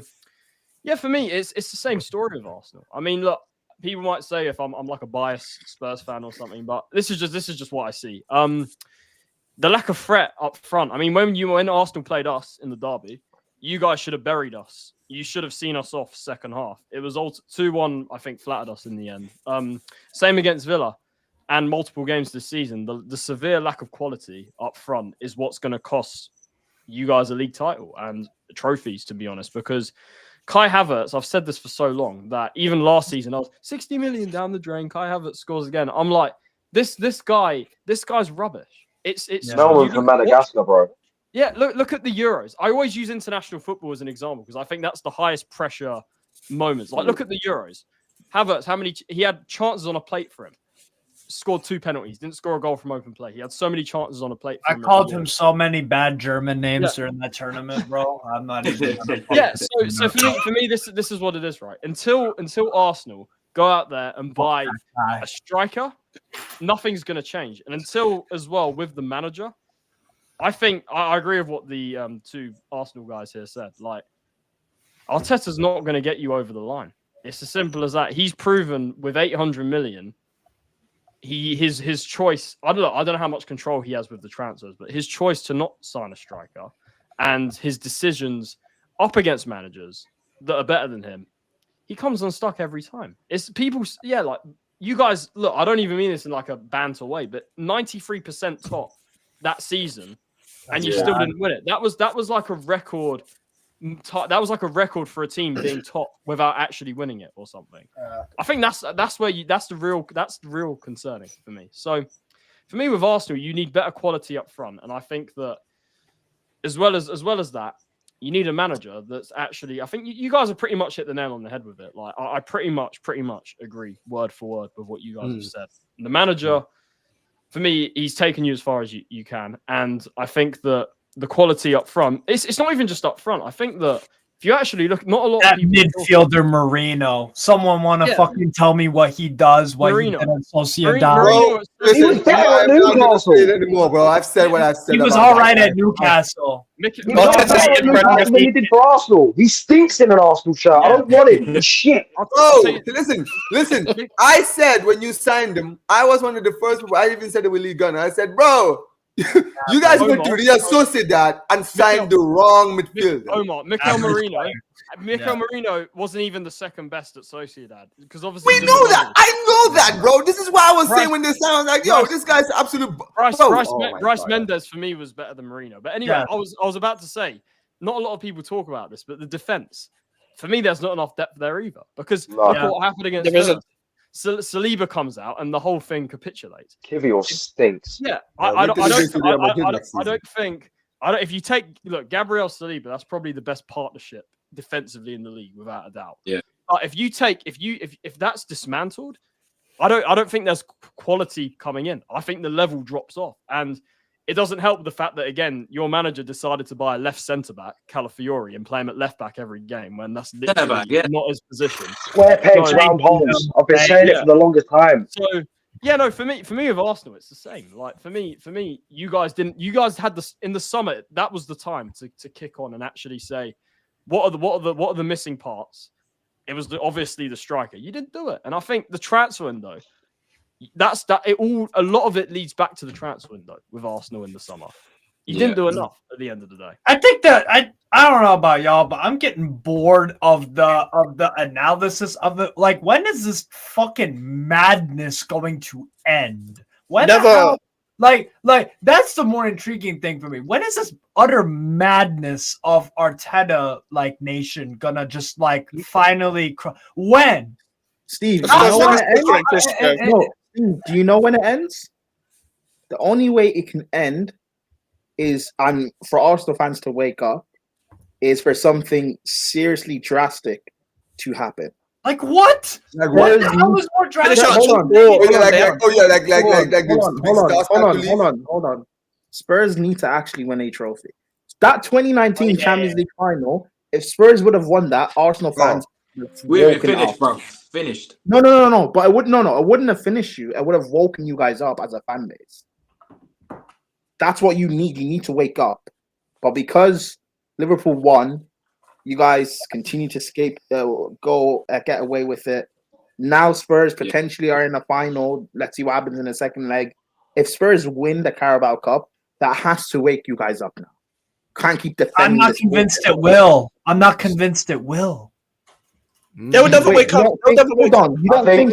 Never wake up. Because they'll just, They're in a because- coma for life, fam. Bro, I Spurs think- winning a I think trophy. the only will wake way- them up, bro. I think the only way something like this changes is if things change upstairs, and by that I mean the board, the Cronkies. I feel like you even look at the later years of Wenger, because they'd never recruited a manager before. They all opted for an easy life and gave Wenger a contract extension and a £2 million pay rise. Luckily enough for them, he walked out the door before his contract was up. right. But They now gave we're getting to a Arteta new point. contract as well, by the way. So you think? Okay. So you think the only way they're gonna sack Arteta is if like financially it hits their pockets. So let's Yeah, say, because like, that's why He's we our top four. that's why we Right. Yeah, with no, Wenger, but that's, you know, towards the end of no, Wenger, but that's my right? point It was though. NPC. That's my point though. Spurs winning a trophy will mean you guys will wake up and you'll stop buying merch and going to games. Right, people will start realizing, They okay, will yeah, have to do that's That's something. another thing that pisses Maybe. me off about this club, man. Honestly, the fact that we're dropping NPC jackets for fans instead of going out and buying players. Like, are you taking the piss? and that. What is and it? that. Well, wait, what is it? What is it? Wheel out righty. Is that what they say? Right, is that the one? It's crazy. No, but that's Wait, that's my point though, bro. If Spurs winning a trophy will have to, because look at what Chelsea have done. We've won league titles, we've won 2 Champions Leagues. That hasn't woken you guys up. Spurs have to do something. But the But thing I don't is, think that Spurs, does anything, Prime. I think it will, bro. It will. They hate They won't. Spurs. They're with a too passion. far gone. They're too They far gone. hate. I don't believe they are. They hate Spurs with a passion. Spurs winning a trophy will wake them up. No. wait, I no, understand they hate. Yeah, it's the one thing they would laugh at Spurs for. I mean, they used to laugh Spurs at that, Bro, you know. they With will- teams it that But will they'll win just happen say it's the with all Carabao that, Cup. so- If they win the Carabao Cup, they'll just say, "Oh, it's the Carabao Cup," because That's that's what I'm they're like. saying. That's I what they're mentioned like. it before. Yeah, in all honesty, probably like Mike said, yeah, that's probably. I mentioned it before. I'll say it, okay. That's what it will be, though, bro. That's what it will be. Because when Manchester United won it, when Manchester United won the Carabao Yeah, Cup, but they don't- it's an energy drink cup. Yeah, It's an no, energy no, drink cup. they don't yeah. hate Man United like. Well, they do, but like they don't hate Man United like they hate Spurs. They hate Yeah, Spurs. but Prime. They like to banter Yeah, Spurs but Brad, about they now also winning said- trophies. So if they win a trophy, now the whole banter is gone. Yeah, Now but- they're gonna say, yeah, "Oh, we won the but Carabao Omar- Cup." They'll discount it because it's the same trophy they won last time. That's what Yeah, they but do. Omar- Even though it makes no but sense, they that's what could they will do. discount it. But here's the thing, right? Chelsea have had success in recent years. West Ham have had Leicester, Man United, City, Yep. Liverpool. Then there'll be Spurs. Everyone around you has had success. They're not going to wake up. They will They're have not to. going They're not going to wake up, Prime. They're not. not going to. Prime. Like, They I should heard not. Robbie say. A Carabao Cup is. What did he say? A Carabao Cup is underneath a club like Arsenal. Yeah. That's what he said. Okay. Yeah. So let me That is just to add to your point when it comes to Robbie, right? There's something. Do you remember? I don't know if you. I know you guys remember because you guys are on the internet, right?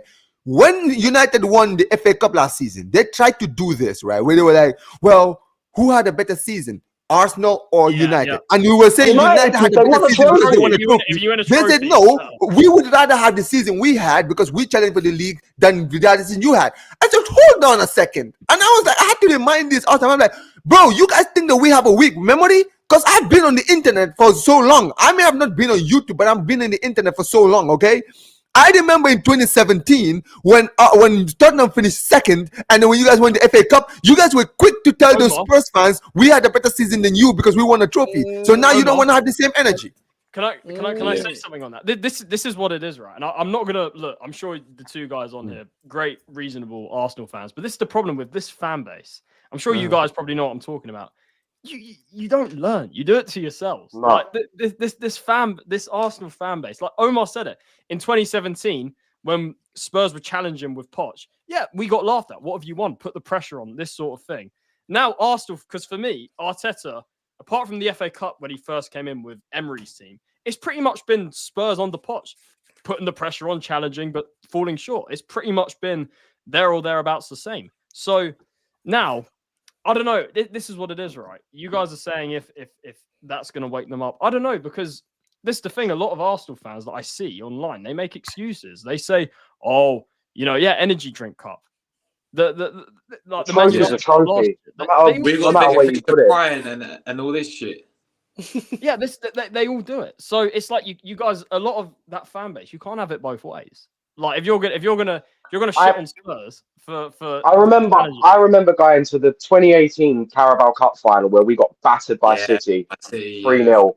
I remember sitting next to Arsenal fans saying, "Don't worry, it's only the Carabao Cup." I'm sat there fuming. Yeah. A trophy's a trophy, no matter what it is. It's silverware, and we're in a position now where we can dish it out, but we can't take it. We won a trophy for 5 years, man. We haven't won the League Cup since 1993. Yeah. Oh my God. Let that sink in. I was minus 10 for. Since then, we've lost to Chelsea in Cardiff in 2007, lost to Birmingham in 2011, and lost to Man City in 2018. Oh, Alfie, do you remember the 5-1 in 2008? Our last trophy.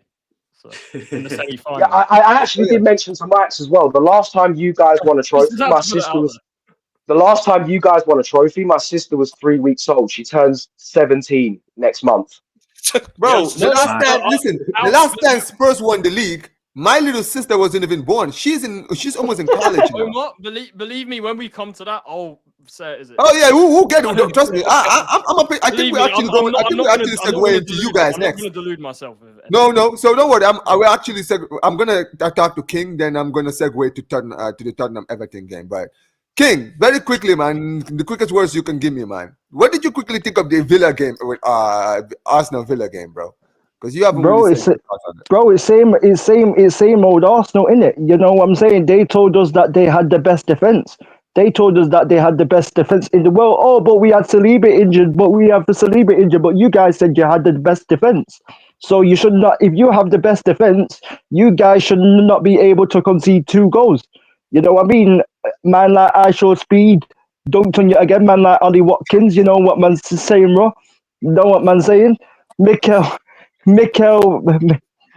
Moreno, fam. Arsenal fans must have thought that Mikel Moreno was Goku from Dragon Ball Z when he came out the spaceship and he fought Frieza. That's what Arsenal fans must have thought, because Arsenal fans said that Mikel Moreno is going to unlock Martinelli. That's another thing. That's another thing that they said. Yeah. Gabriel Martinelli, I was hearing a couple of seasons ago, apparently he was the best left winger. Apparently he's the best left winger, bro. That's what they were saying. You know what man's saying? We got Super Mikel Arteta. He knows exactly what we need. Know what I'm saying? Like, and this is the thing, yeah. Yes, super duper Mick. And this is the thing. Arsenal aren't going to win anything because of their manager and their fan base. Because Mikel Arteta wants to always be, we lost against Newcastle United because of the grip and the flight of the ball. You know what man's saying? Man's coming out in press conferences. What's he going to blame next? Like the colour of the seats in the stadium? Omar, share. Man. Hold on. Let me actually share the screen, guys. Give me a second. Oh man. Go ahead. I love this video. I haven't seen this yet. Hold on, Mikes. You seen this, right? Yeah, I've seen this. I haven't seen it yet. Wait, Mikes, where did you see this? I think I've seen it. Is this the Reds clip? Yeah. Okay. So let me explain. Yeah, I see it. Yeah, I've seen this. Let me explain. Oh wait! I think I've seen this too. Then hold on. This clip perfectly explains why Arsenal fans back Arteta and they're happy with what they're going through. This clip is from, I think, it's from March 2017. No, it's 2017. It's from March 2017 when Chelsea won. Yeah, I remember this. I just recognized it now. Yeah.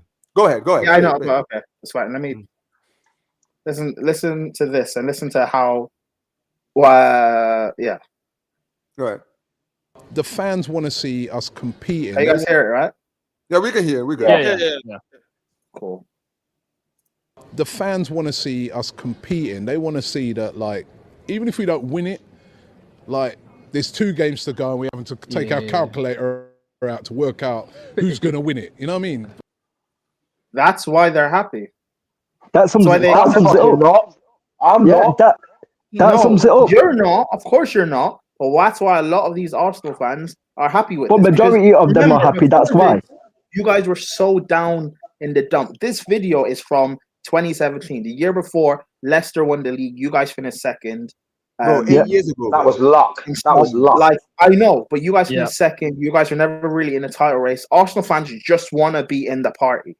They don't care whether or not they pull the baddest girl. They just want to be there. They just want to And be there. now that you're there, now they're happy. Arsenal fans are happy pulling a 6 out of 10 in a shitty nightclub. Like, we don't like.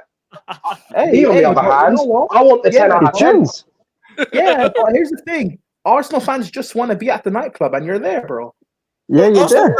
Arsenal fans like every season, as I said, it's the equivalent of catching a disease when you know you're about to catch the disease. But it's basically like the girl's already got an STD, but you go for it anyway. That is what Arsenal fans are like in the season. They always back their club, but they know it's going to fall flat on their face. That's what they're like all the time. These guys are New Year's resolution merchants, man. This year is my year, and it ends up in fuck all. Yeah, bro, we've been hitting that for years, bro. This is every year is the year, bro. They were saying last season, we've got more wins than Manchester United have clean sheets. We've got more points than the Invincibles. We've got the most wins in the Premier League top flight in Arsenal's history.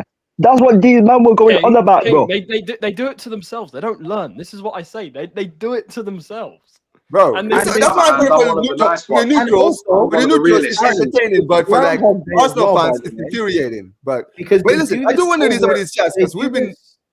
This conversation has been going crazy. The chats has been absolutely lit. I want to start reading some of these chats, guys. Let's read some of these chats. Big up to Arsenal Tactics, man. He's actually been quite vocal in the chat. He says Robbie wanted Southgate out for boarding football and being a nearly man. Why is the standard different for Arsenal in the same exact situation? Facts. He's speaking facts. 100%. All right, there you go. He says Arsenal fans Arsenal fans are more giddy than Quagmire from Family Guy. Real talk. Oh, big up to Ravi. He says Arteta is a prick, plain and simple. All right. Yep. This is but Top Gunners claim that Charity Shield is a trophy because they would love to make. Yeah, it's a dinner plate, bro. It's a dinner plate. You're proud of that, yeah? There you go. There's your point, Alfie. He wants to count the Community Shield as trophies. Let that sink in. Yeah, but yeah. And they got a dog cool win. They got a good dog cool win as well, something that they don't do. But hey, when they're bottom of the Premier League, but hey. But yeah, here we go. Another one says, Ravi says, Arsenal last won the League Cup in 93. Let that sink in. Just like what Alfie was saying earlier. In fact, Spurs won the League Cup more than Arsenal. Yes, Prime definitely drinks Carabao energy drink. He says, big up to Ravi. He says, some people see top of the league and think everything is rosy. Yep. Facts. Facts. He says, that squad is over 700 mil spent is outrageous. That bench is trash with trash tea. Yeah, Omar. A lot of Arsenal fans that I saw online, they're saying the fixed bench in the summer. Yep.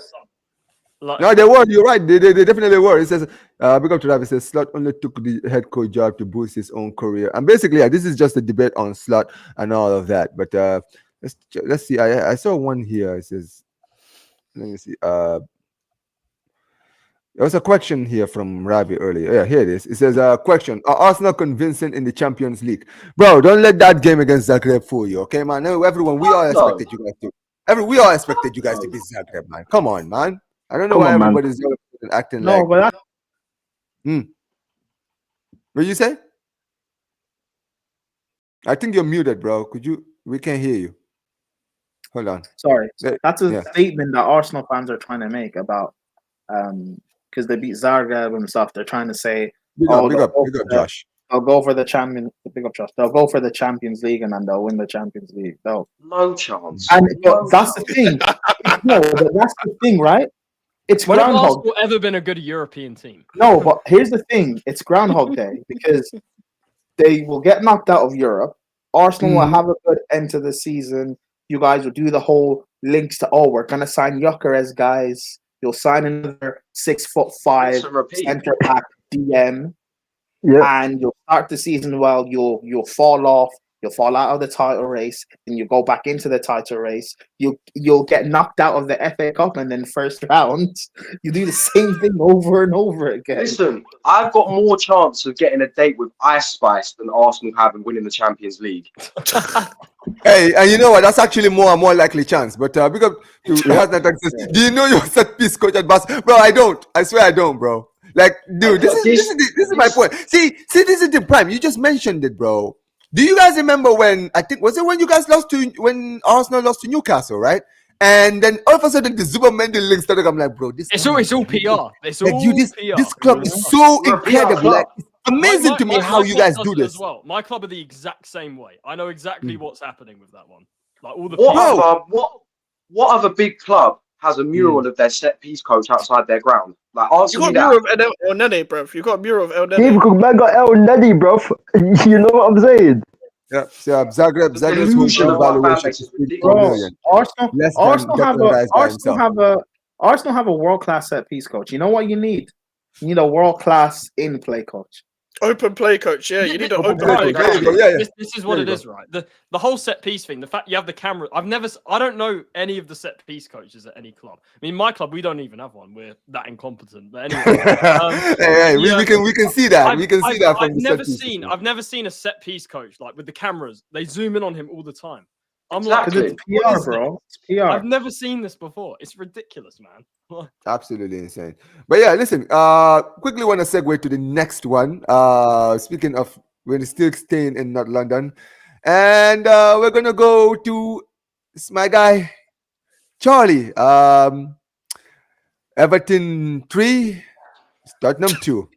I think I predicted that they will. Wait a minute. I actually got the prediction correct as well, because I predicted that they were going to lose. I said 1-0 to Everton, bro. And you guys lost 3-2. Bro, you were 3-0 down before halftime.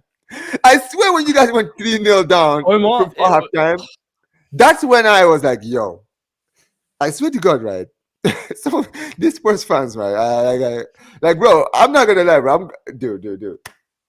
How did you guys? How were you guys, bro? Calvert-Lewin was having one of the worst seasons in his career, bro. You guys made him look like Lewandowski in that game, bro. 6 months without a goal, bro. This Everton team have been struggling to score goals, and they put 3 past to you before halftime. Like seriously, bro. What is going on? I mean, listen. I know in the cup, you guys are doing well in the cup, right? You guys are doing well in the cup. You guys won today against Hoffenheim. Great win. All right. But I'm just like, in the league, bro, I understand you guys are in the cup, but dude, you guys are getting closer and closer to those relegation areas every single week. Like everyone's quickly talking about United, but look at Spurs' form, bro. Like, come on, man. Like that scoreline did not tell you what really happened in that game. Honestly, bro. 100%. But Charlie, man, talk to me, bro. What happened in your game against Everton? Oh well, it's not just the Everton game. I mean, I will start you off by telling you that Ange factually is our worst manager in the Premier League era. He has just over 1.05 points per game. That is lower than every other manager in the Premier League era. Including one day Ramos. Yeah, worse. I was about to say one day Ramos. In the early stages of the Premier League era, we had a couple of 14th, 15th place finishes and stuff. He's worse than those managers that were part of that. For me, with Spurs, look, it's not just this game against Everton. I mean, I predicted a draw. So it's like my expectations were low, but holy fuck, as they say, it's one of those situations. Like we were free. Everton can't score goals. Calvert-Lewin hadn't scored for 6 months. Omar, I've said this for so long with Spurs. Nothing will change until the ownership goes. Until Levy goes, until Enoch goes, until all the other yes men they've employed, Johan Lange, Scott Munn, I don't even know what his job is, and Ange is part of the problem, and I'll tell you why. Yeah. Look at it like this, right? Spurs are on the longest trophy drought in the history of the club. That's what's pissed me off. That's what a lot of people are pissed off about. Levy is the reason we don't win anything. I think it's universal. People know that he is. They run the club in a way where it's all about entertainment and these other events at the stadium. Football's basically really low down on the priority list, and that's why Spurs have struggled to win trophies. Yeah, they care more about boxing.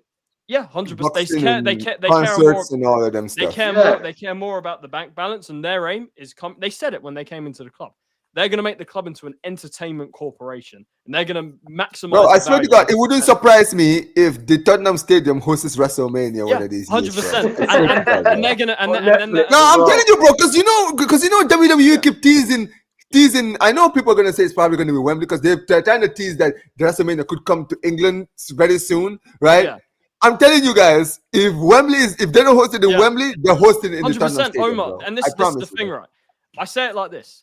Everyone knows the problems with Levy. I'm sure I've said that on many channels so many times about why he's the problem and why the ownership and the whole board basically needs to go.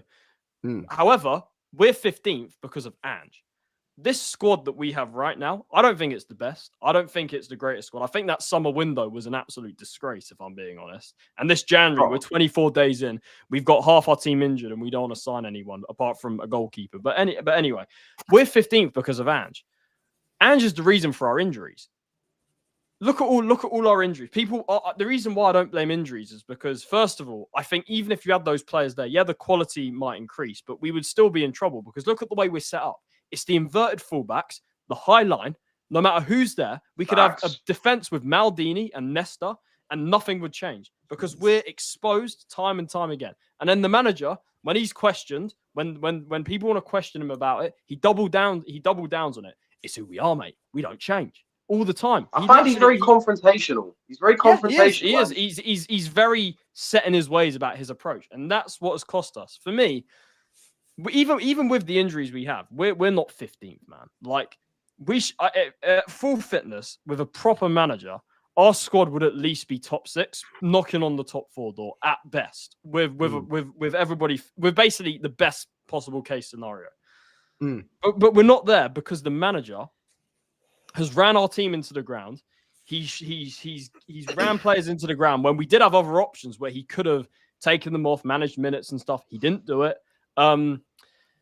We ran into the ground. Like they're saying, the medical staff have been sacked. They're looking at new medical people. I'm like, Ange had the same. Did you guys know at Celtic, his whole team got injured as well at Celtic? At every club he's been at, he's had the same injury. Wow. He's had the same problems. Yeah, it's always wasn't there was a mass like when he was at Celtic, there was articles written about it. Yeah, and it's always hamstring injuries because what centre backs are constantly having to sprint back from the halfway line. Of course, you're going to pop your hamstring. Centre backs shouldn't be doing that much running. No chance. Sounds like Chelsea on their pass last year, bro. Yeah.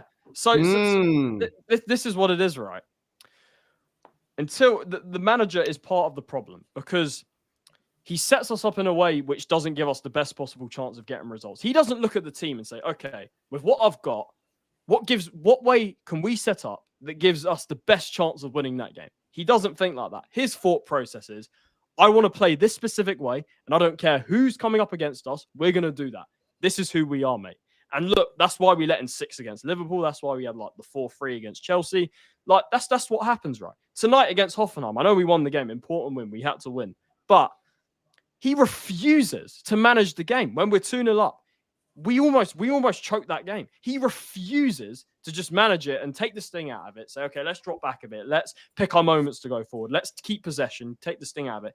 It's always 100 miles an hour, gung-ho, wide open. And it's the same from everything I've heard from the club. It's the same with the training sessions. And that's why players are getting injured.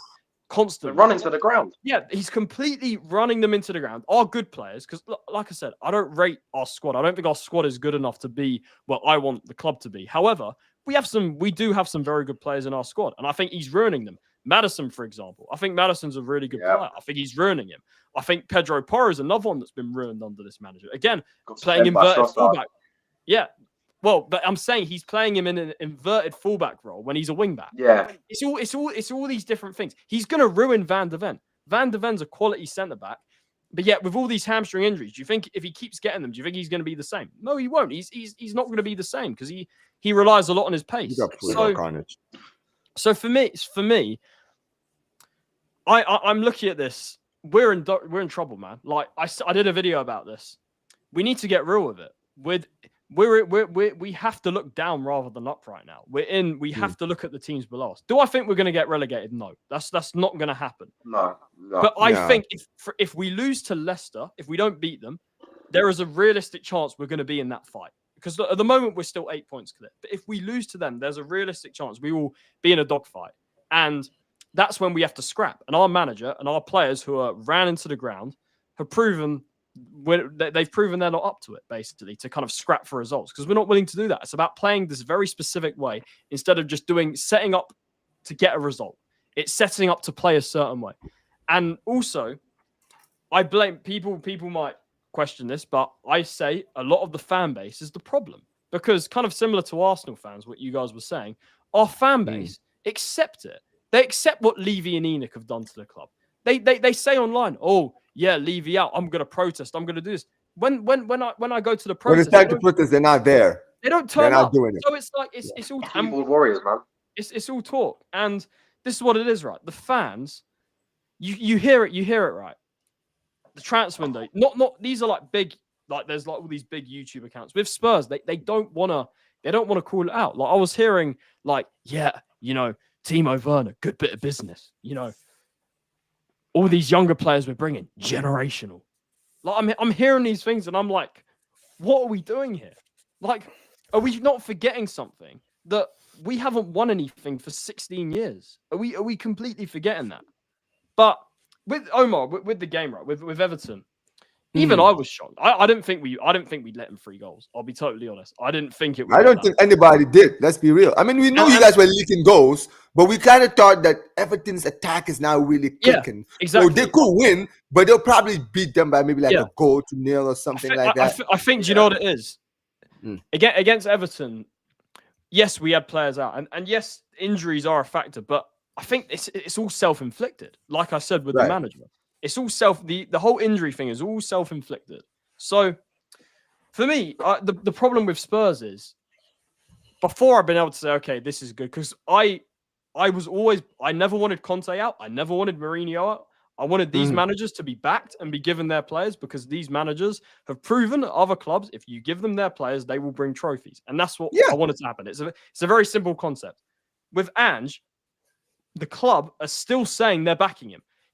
I know we're still in the cups, which I think he is prioritizing. And I agree with that. I said at the start of the season, it's about the cups for me. But the league is getting so bad where it's decreasing my confidence every day that we're going to win a cup. I don't see any evidence and logical reason as to why we can go and see out the second leg at Anfield, why we can, take on either a Lazio or Bilbao in the Europa League. There's no evidence there. It's hope. Like, I'm hoping we will win. Of course, I'm hoping. But it's all hope. I don't have any explanation for why we will. I don't have any valid argument for that. So, Omar, there is no light at the end of the tunnel. The whole thing needs to go. And the fans need to actually, for once, do something about it. Because the club is sinking, man. Like, they're literally, it's right in front of our eyes. Like, they announced the other day that they're hosting some other event at the stadium. It's like, it's anything but football, man. It's like they will literally go above and beyond and do, like, we're building the hotel, when it's about real estate, they're on it. They're getting the best people in. But when it's football, it's like, it's half-assed. It's like, we're not even doing the bare minimum. And just to add to your point, I'll say this, right? This is why I feel like a lot of people, they kind of take the piss out of Tottenham. It's not just because, some of like London clubs, it's a rivalry thing and all that. But even like non-London teams who don't really have any affiliation with London clubs, the reason they don't take you serious is because when you act like a big club, let's be real, if this would never happen in a club like Chelsea fans would never allow this. You understand what I'm saying, right? Yeah. I always Liverpool, would not allow this. Levy and Enoch have been here 25 years. Exactly. For years, your fan base have talked the talk, but they've never walked the walk. You understand what I'm saying? The words right out of my mouth. They accepted it, and this is what it is. He's the longest serving chairman in the Premier League. I always said this. In Italy, he wouldn't last 2 years. I can tell you that. Oh, bro. The ultras in Italy, geez, bro. They'll start burning these. They'll be burning their cars and all this stuff. Nah, ultras would run him out. They chase him out of town, yeah. And this is the problem. But here's that's the point, right? At the end of the day, right? You're right. I don't see much changes happening at this club.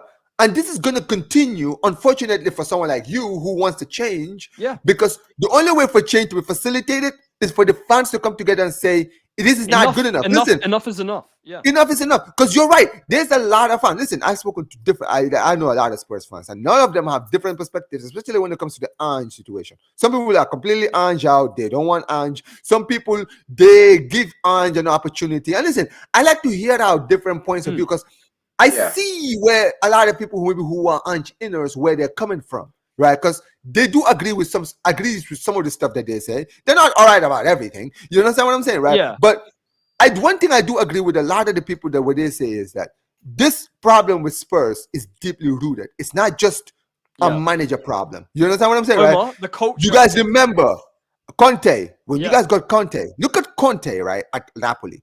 He's gone to Napoli. He's been given what he wants. He's gotten to the place he didn't want, kept the players he wanted. He is now challenging for a league in his first season.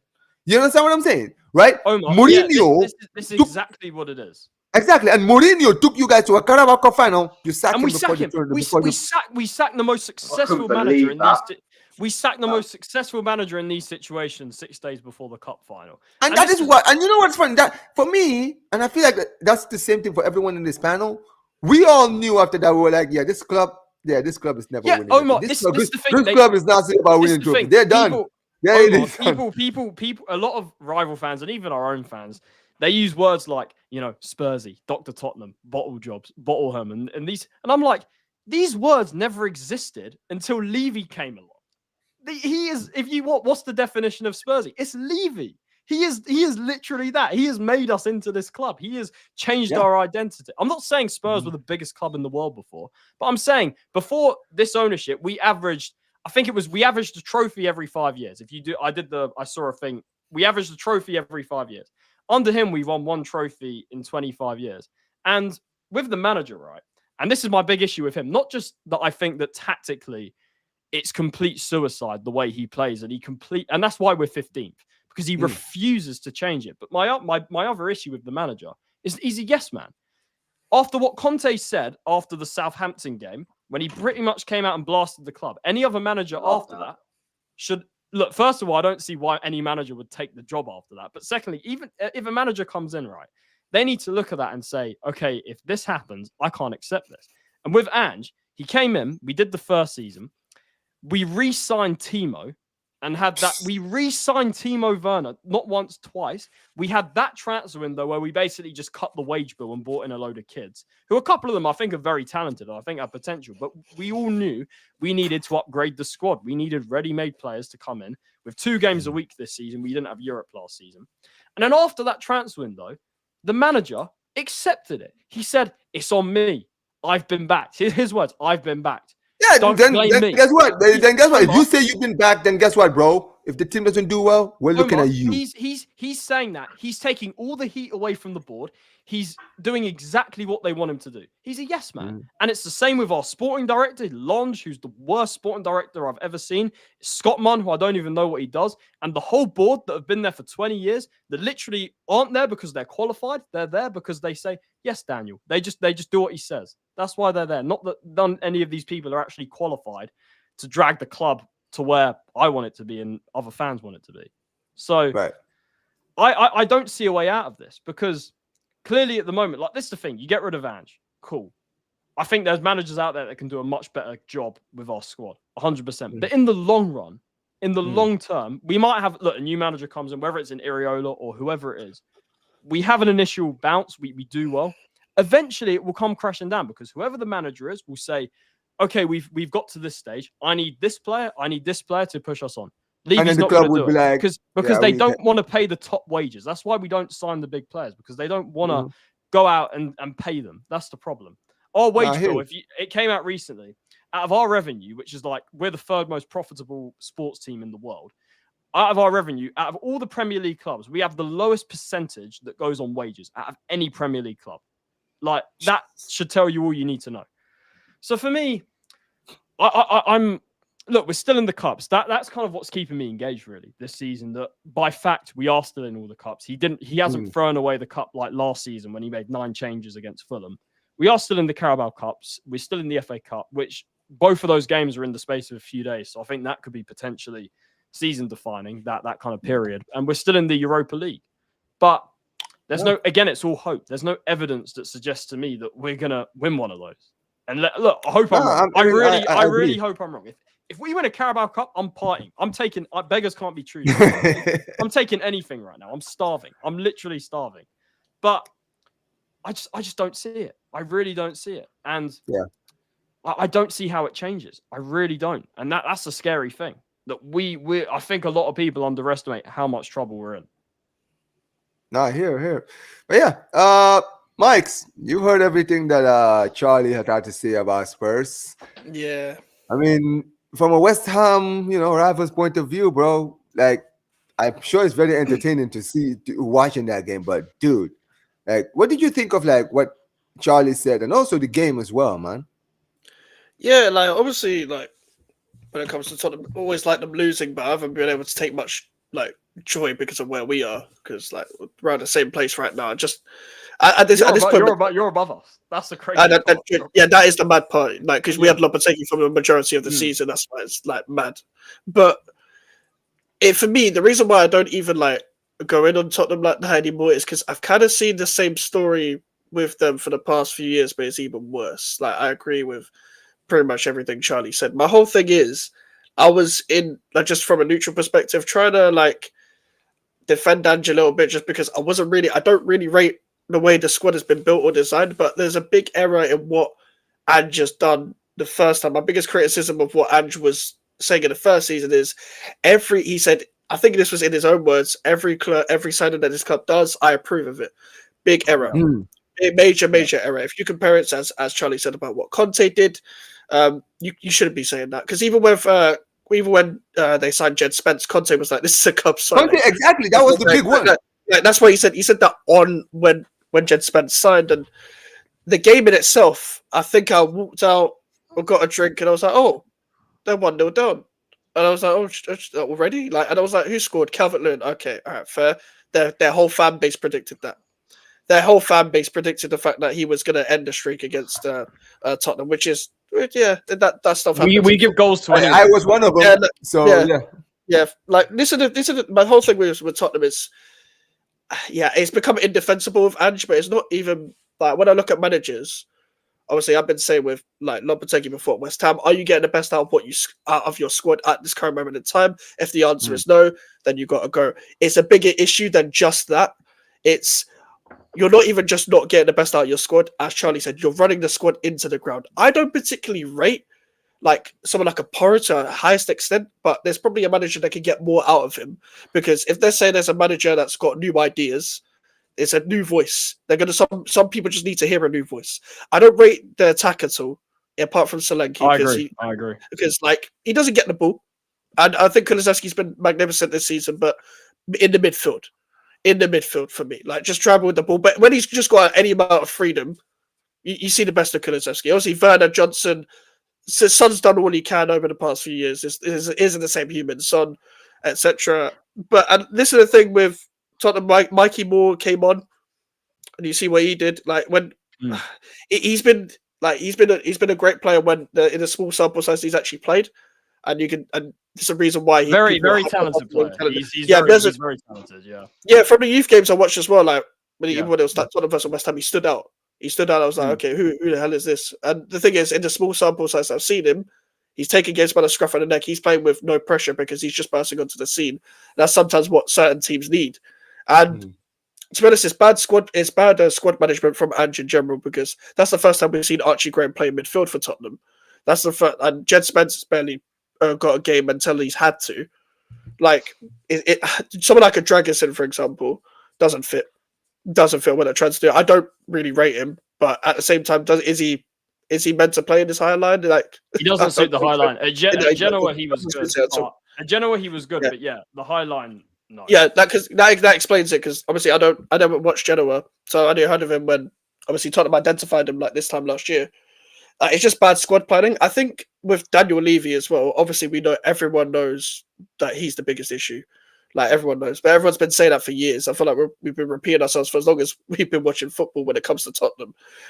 From like Redknapp days when growing up, just seeing how Daniel Levy runs the club. But as they move to the new stadium, obviously everyone knows like Alfie will know, Charlie will know. When you move to a new stadium, your owner gives you false promises. We've all had that with our ownership. We've had that, had that with my ownership with the London Stadium, etc. With them Oh lot, yeah, it's, for sure. with them lot, it's literally like Daniel Levy's running Tottenham Hotspur, the institution now, not Tottenham Hotspur Football Club, but he's forgotten so much about the football club that they are where they are. He thinks that he can just cruise through and maybe get top 4 by not trying. Those days are done. Those days are done. It's not the top 6 He's not trying even anymore. trying. He's not even trying to hide it anymore. Yeah, Before exactly. He would try and hide, he's not even trying to hide it now. Exactly. It's not the top 6 anymore that are competing. It's the Villas, it's the Newcastles, it's the Bournemouths that are starting to feel like, okay, well, the big 6 teams ain't doing fuck all. Let's take their places, that sort of thing. So you can't even do that anymore. And this is the thing with Tottenham. I always repeat about the 2-year cycle where it's like, get a new manager, fan base overhypes it. You might get slightly backed, and I mean slightly backed in your first season, ever so slightly. You might get a couple good players, and then you go on a run, get overhyped, and then you got to run up losses, and then the whole issue becomes about the manager's style of play. That is what it's been like every time I've watched Tottenham post Pochettino. Mourinho, Conte, and just all been the same conversations, but it's gotten even worse now. Now, I do think Ange is a good manager to an extent. I do think he would do well somewhere else. However, he's got to take a lot of the blame as well. This is bad squad management. This is like this bad man management as well. Like the way he's managing these players. A lot of the like when you got Thursday, Sunday football, which he should be used to European football at Celtic. I get it's different, but it's still European football. You still know how to manage a team playing twice a week. You got to know about people's workloads and what it's like in a modern day football about how you're running players into the ground now. It's even worse with Thursday, Sunday football. You barely got any time to recover. And we've seen that compared to his 1 game a week last season, the way he managed it last season to this season, you can't get away with the same things. So it's a whole issue. And as Charlie said, it's definitely a fan base issue as well. Like it's like that with every club that's struggling. Like it's a fan base issue. If they start accepting it, then this is just going to go on and on and on. I feel like it always kind of gets a bit toxic in the manager's second season post Pochettino under Spurs, but at the same time, like there's a big part of the fan base that just want Daniel Levy out, but there's a big part of the fan base that I don't really care. I can't be bothered. And I do you know what it is. I get part of it is I'm just tired of it. He's not going to go anywhere. I get that attitude. I've had the same with my club as well. But at the same time, nothing's going to change. Nothing's going to change unless you do something about it. Nothing's going to change unless you make yourself known when it comes to what you want for your club. But at the same time, like this is just going to go on and on and on, and until the ownership fixes up. But we know that's vicious cycle, man. Vicious cycle. A complete vicious cycle. Yeah. So I obviously I don't think Tottenham are going to get relegated, as Charlie said. They might be in a dogfight as well, because I don't think even we're in a dogfight. I don't even think Man United are either, but we're just like West Ham, Man United, and Tottenham will just get that odd win to keep themselves afloat. Yep. But it's not going to look good because all those teams are underachieving. Fuck hell! What the fuck was that? Sorry, bro. I hope, was it too loud for your? Bro, I thought there was a fucking fire alarm in my house. What the fuck was that, bro? Hey, big up to I just had a raid from Bayernview. Big up to my guys in Bayernview. Big up Liam. Big up Zier. Big up to 4K. Big up to Zier, man. But yeah, continue. Sorry about the. I hope I didn't make you lose your train of thought, bro. You just look at that. But no, it's calm. Like this is the thing. Like with Tottenham, like it was never like even under the days of Harry Kane, you had the odd you had the star power between Kane and Son. Since Kane has gone, replacement like obviously 1 year later, but Slanky isn't a bad replacement if you are willing to facilitate the attack. But you haven't. I've said this before. When Tottenham come up against any semi-organized defense, they only they only attack one way anyway. Yeah, exactly. You guys. Thing is, funny enough, you guys play position-based football, but your attackers are actually better at attacking space and transition. I'll tell you this right. With Spurs, go and look at a lot of our wins and just goals in general this season. 90% of them come in the transition. Our squad, for me, is suited to play counter-attacking football. If you look at the big wins we've got, 4-0 against City, when we beat Liverpool in the Carabao Cup first leg, these games are through us not having as much of the ball, dropping a little bit deeper, and playing counter-attack. And I feel like a lot of that, especially with the City game, is because the way the opposition plays forces us to do that. But when you look at us consistently, those games are few and far between. I think when we have space, this is the thing with Spurs. When we have space, when we can exploit teams, we can blow teams away. We've seen it 4-1, 4-0. We can blow teams away. But when they're organized, like Mike has said, we don't have a clue what to do. Like, no clue whatsoever. We cannot break down a team because with Ange, look, I've spoken so much about the defense and the fact we're wide open, but it's also the attack because his attacking style is predictable as well. Because all it is, get the ball out wide, the winger smashes it across the box. Yep. That's very predictable. And that's why we don't have a clue what to do. Like, Mike, you're absolutely right. I remember last season, like, I think it was the game against Brighton when you faced Brighton at home. Last minute, you hit them on a transition, low ball across the box, and cut back and shoot. That's like what your team is basically the best at when you're at your best. Sorry, like you just go down the line, cut back, low cross, and shoot. That is it. But when it comes to like trying to unlock a defense, I remember even the Arsenal game when you faced Arsenal at home. When Arsenal decided to sit back, you guys weren't even trying to attack. You guys were just passing sideways. And the thing is, it was funny, yeah. Twitter's Twitter, but I saw a lot of Spurs fans being like, "I actually quite like this window," and I'm like, "Really? Really? You like this window? Like Wilson? That's the worst window we've had on the. Honestly, and I was saying that as well. Like just as a neutral, I was like, you signed Wilson Odobel, but like this would be a decent signing if you already had ready-made attackers where he could learn from. Like I know Son's there, but Son's cooked. Yeah, it's like if he brought in Eze. Look, we were linked to Neto. Like if we bought them with like a Solanke and stuff, it's great. You know, it refreshes the attack. But this is what it is, right? You mentioned there about that Arsenal game start of the season. We were passing it around. This is another thing with Ange, right? He's so stubborn. He's so set in his ways that when we're chasing a game, what a lot of teams will do is they'll say, okay, we need to throw the kitchen sink here. Let's put a centre back forward, put a centre back up front or something. Ange is so set in his ways that he doesn't want to do that.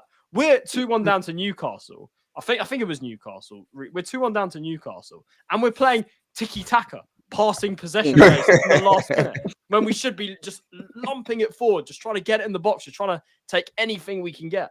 That's how bad it gets with this manager. Yeah, do you know what my last point is? Like, just about, like, I think what makes the best attacking managers that you've seen, past or present in football, is that, as you said, they're willing to throw the kitchen sink at it. But, like, if you're playing a 4-3-3, for example, you need to finish off the game. You need to change something in the game. You'll put an extra striker on. You'll go 4-4-2. You'll go 4-2-4. You'll tell the fullbacks, maybe just hug the touchline a bit, start whipping in crosses, maybe play a bit more direct and just try and beat the other team in the air. I feel like managers, like in general, are quite stubborn nowadays when it comes to that. But Ange is so stubborn and so fixated on having to play even just a certain formation. When I've seen him tweak it, you've actually done quite well at times. Like Liverpool in the Carabao Cup, City away, where you've tweaked it a little bit, where you still play high up, but you're organised playing high up. Yeah, it's still hard. The thing is, all he has to do. I'm not saying he needs to bin his old attacking style. All I'm saying is what he needs to do is just drop the line back. Play the fullback to just do the basics. Do you know why Nottingham Forest are doing so well this season? Because I look at them, they're doing all the basics extremely well. I don't think Forest are amazing, but they're doing the basics well. So, great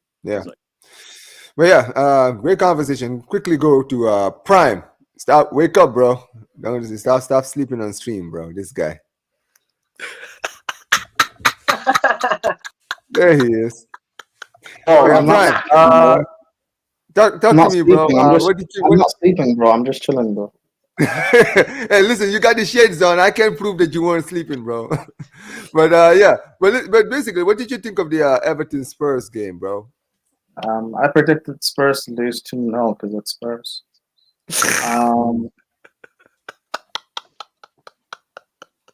This guy. As much as I defend Ange, right? There's certain things that it's just you gotta help. Like you can't. As much as it's not all his fault, and I'll defend him. But like you can't be responsible for making things worse as well. You've got to try and do something. But at the end of the day, he's a game away from a semi-final. So, like, whatever that's going on, Spurs fans, you just have to kind of go through it. Because until just one more game, he plays that second leg, you go through, you play a final. So you just have to go through it. Don't do what happened before and sack him before a final or something, which would be stupid. Oh my God! Imagine if they did it again. Straight Jeez. up. Especially in his poor form. Oh. Imagine if they decided to sack him. If he reaches the final and they decide to sack him because of his poor league form, I'm gonna be like, You know what? nah. Do you know what? I'm surprised Probably. that Daniel Levy hasn't pulled that next trick out. That's usually his next trick to sack a manager. That's my point, when bro. he should- He's it's still not too late, bro. That's the crazy thing. Omar, It's not too late. I have to bounce, but big up for having me on. Oh yeah, Big up, man. Yeah, we'll have you on next week, definitely, man. Next Big week, up, True Omar. Ballers Big up, FC, man. for sure, man. See you guys. Big up. See ya. But yeah, go ahead, guy. Yeah, Prime. that's it. Finish I your don't point. know. But that's it, really. I don't. Spurs are Spurs. Who cares? I will say, Dominic Calvert-Lewin in the first half, the guy was looking like the Calvert-Lewin we saw when Ancelotti was Everton manager. He looked quality. Yeah. Everton now have Moise, my manager. Why is Oh, that? shut up, bro. Yeah. Go back to sleep, bro. Oh, this is like. I swear Hey, to God, he always makes the worst what a use of striker freedom, for man. West Ham. What a striker for West Ham. Anyways, Shut up. yeah, no, with yeah, I think he's gonna, he'll slowly but surely build back Everton. But yeah, Spurs, who really cares? We have the same conversation every week. No one cares about Spurs. I hear you. Alfie, very quickly, bro. What do you think of the Spurs game? Classic Spurs, in my opinion. I didn't think they'd lose by 3. I didn't think they were going to be 3-0 down at half time. But I felt like a loss was definitely on the cards. And listening to Charlie there, this might sound weird coming from an Arsenal fan, but I kind of feel sorry for him because I've been there when nothing seems to be changing and nothing's working. And you kind of have to feel sorry for him because at the end of the day, he's a fan of his club and they're not performing in the way that he wants. But from top to bottom, that club is in disarray. I mean, Daniel Levy looks at money like a Mayfair hooker. He grabs at it. But this, honestly, like, there doesn't seem to be any plan at Spurs. There doesn't seem to be any way forward, like Charlie said. And they're much more of a team that's looking to continuously fill their bank account rather than invest in the team. I can't remember what season it was, but there was that one season where Tottenham didn't sign a player in either the summer or the winter window. And you looked at the squad and you could clearly see that they needed improvement, but Daniel Levy wasn't putting the money on the table. And I feel like until they get rid of everyone in that board from top to bottom, I can't see things changing. I really can't. And I feel bad for Charlie. I'm not going to lie. He's actually one of the few. I'm glad you said actually one Charlie of the because few if you said Spurs- Spurs, I'm sure the Arsenal fans wouldn't like that. I mean, funnily enough, I feel like Charlie and Expressions are two of the Spurs fans that I'll actually tolerate because I can understand where they're coming from. But as for the rest of them, I can't be bothered. But as an Arsenal fan, I'm always going to take the opportunity to banter Spurs. It's what we do. We always banter Spurs.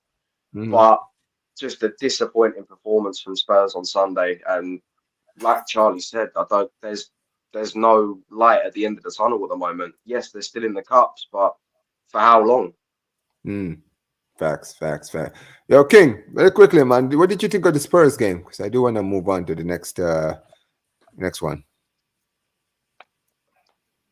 I echo everything that Charlie said about Spurs, but like Spurs are just Spurs, bro. Like I've known, bro. Like I've said this, and I even said this to Deji on. I said this to Deji when I said this on a stream with Northside and Deji. I told Deji. Like, because Deji was giving it all the chat. Deji was talking the most. Like, Deji was talking the most at the start of the season. He was talking a lot. Shout out Deji Spurs, but he was talking a lot. And I told him that at Spurs, zero is going to change unless if you get rid of Daniel Levy. I said, with that man in charge, you man aren't doing anything. You can have any manager you want. You're not going to dominate English football unless if you get rid of Daniel Levy, because the reality is, yes, and Postecoglou should be criticised for his tactics and getting players injured and all of this and that. But we all know, like we've all addressed, we all know that Ange Postecoglou isn't the biggest problem at Tottenham. He is partly to blame, but we know he's not mostly to blame. We all know mostly to blame for this is Daniel Levy, because when they I've known about Tottenham and I've known about Daniel Levy since I remember when they sold Gareth Bale to Tottenham and they got 85 million from Real Madrid, and what did Daniel Levy do with that 85 million? He signed one or two good players out of nine players, and that was it. That told me, Omar. That told me, Omar. Soldado. I think the only player that actually did well, I would say, is Ericsson and probably Eric. Lamela. Yeah. Was Dembele there? I think Dembele was there. Well, I think it was Dembele and Ericsson. I think those were the only two signings, good signings that they made. They signed the bill money. They signed Soldado. They signed Lamela. They signed Ericsson. Lamela, yeah. And Stambuli. Paulinho, Stambuli. Paulinho, Stambuli. Yeah, I knew, but Omar, I knew from that day what they did with that Gareth Bale money. I knew from there Tottenham aren't serious. I knew everything was just about the money, bro. I knew everything. Daniel Levy is not gonna back any manager. I knew from there, Omar. Tottenham aren't going to do anything, and certain people got excited. Certain Tottenham fans would have been happy that Harry Kane left, but what did Daniel Levy do with the Harry Kane money? What did he do with that money? Spent it on Brennan Johnson. Spent half the money on Brennan Johnson. On some of it on Timo Werner, yeah, some of it on Bergvall and Archie Gray.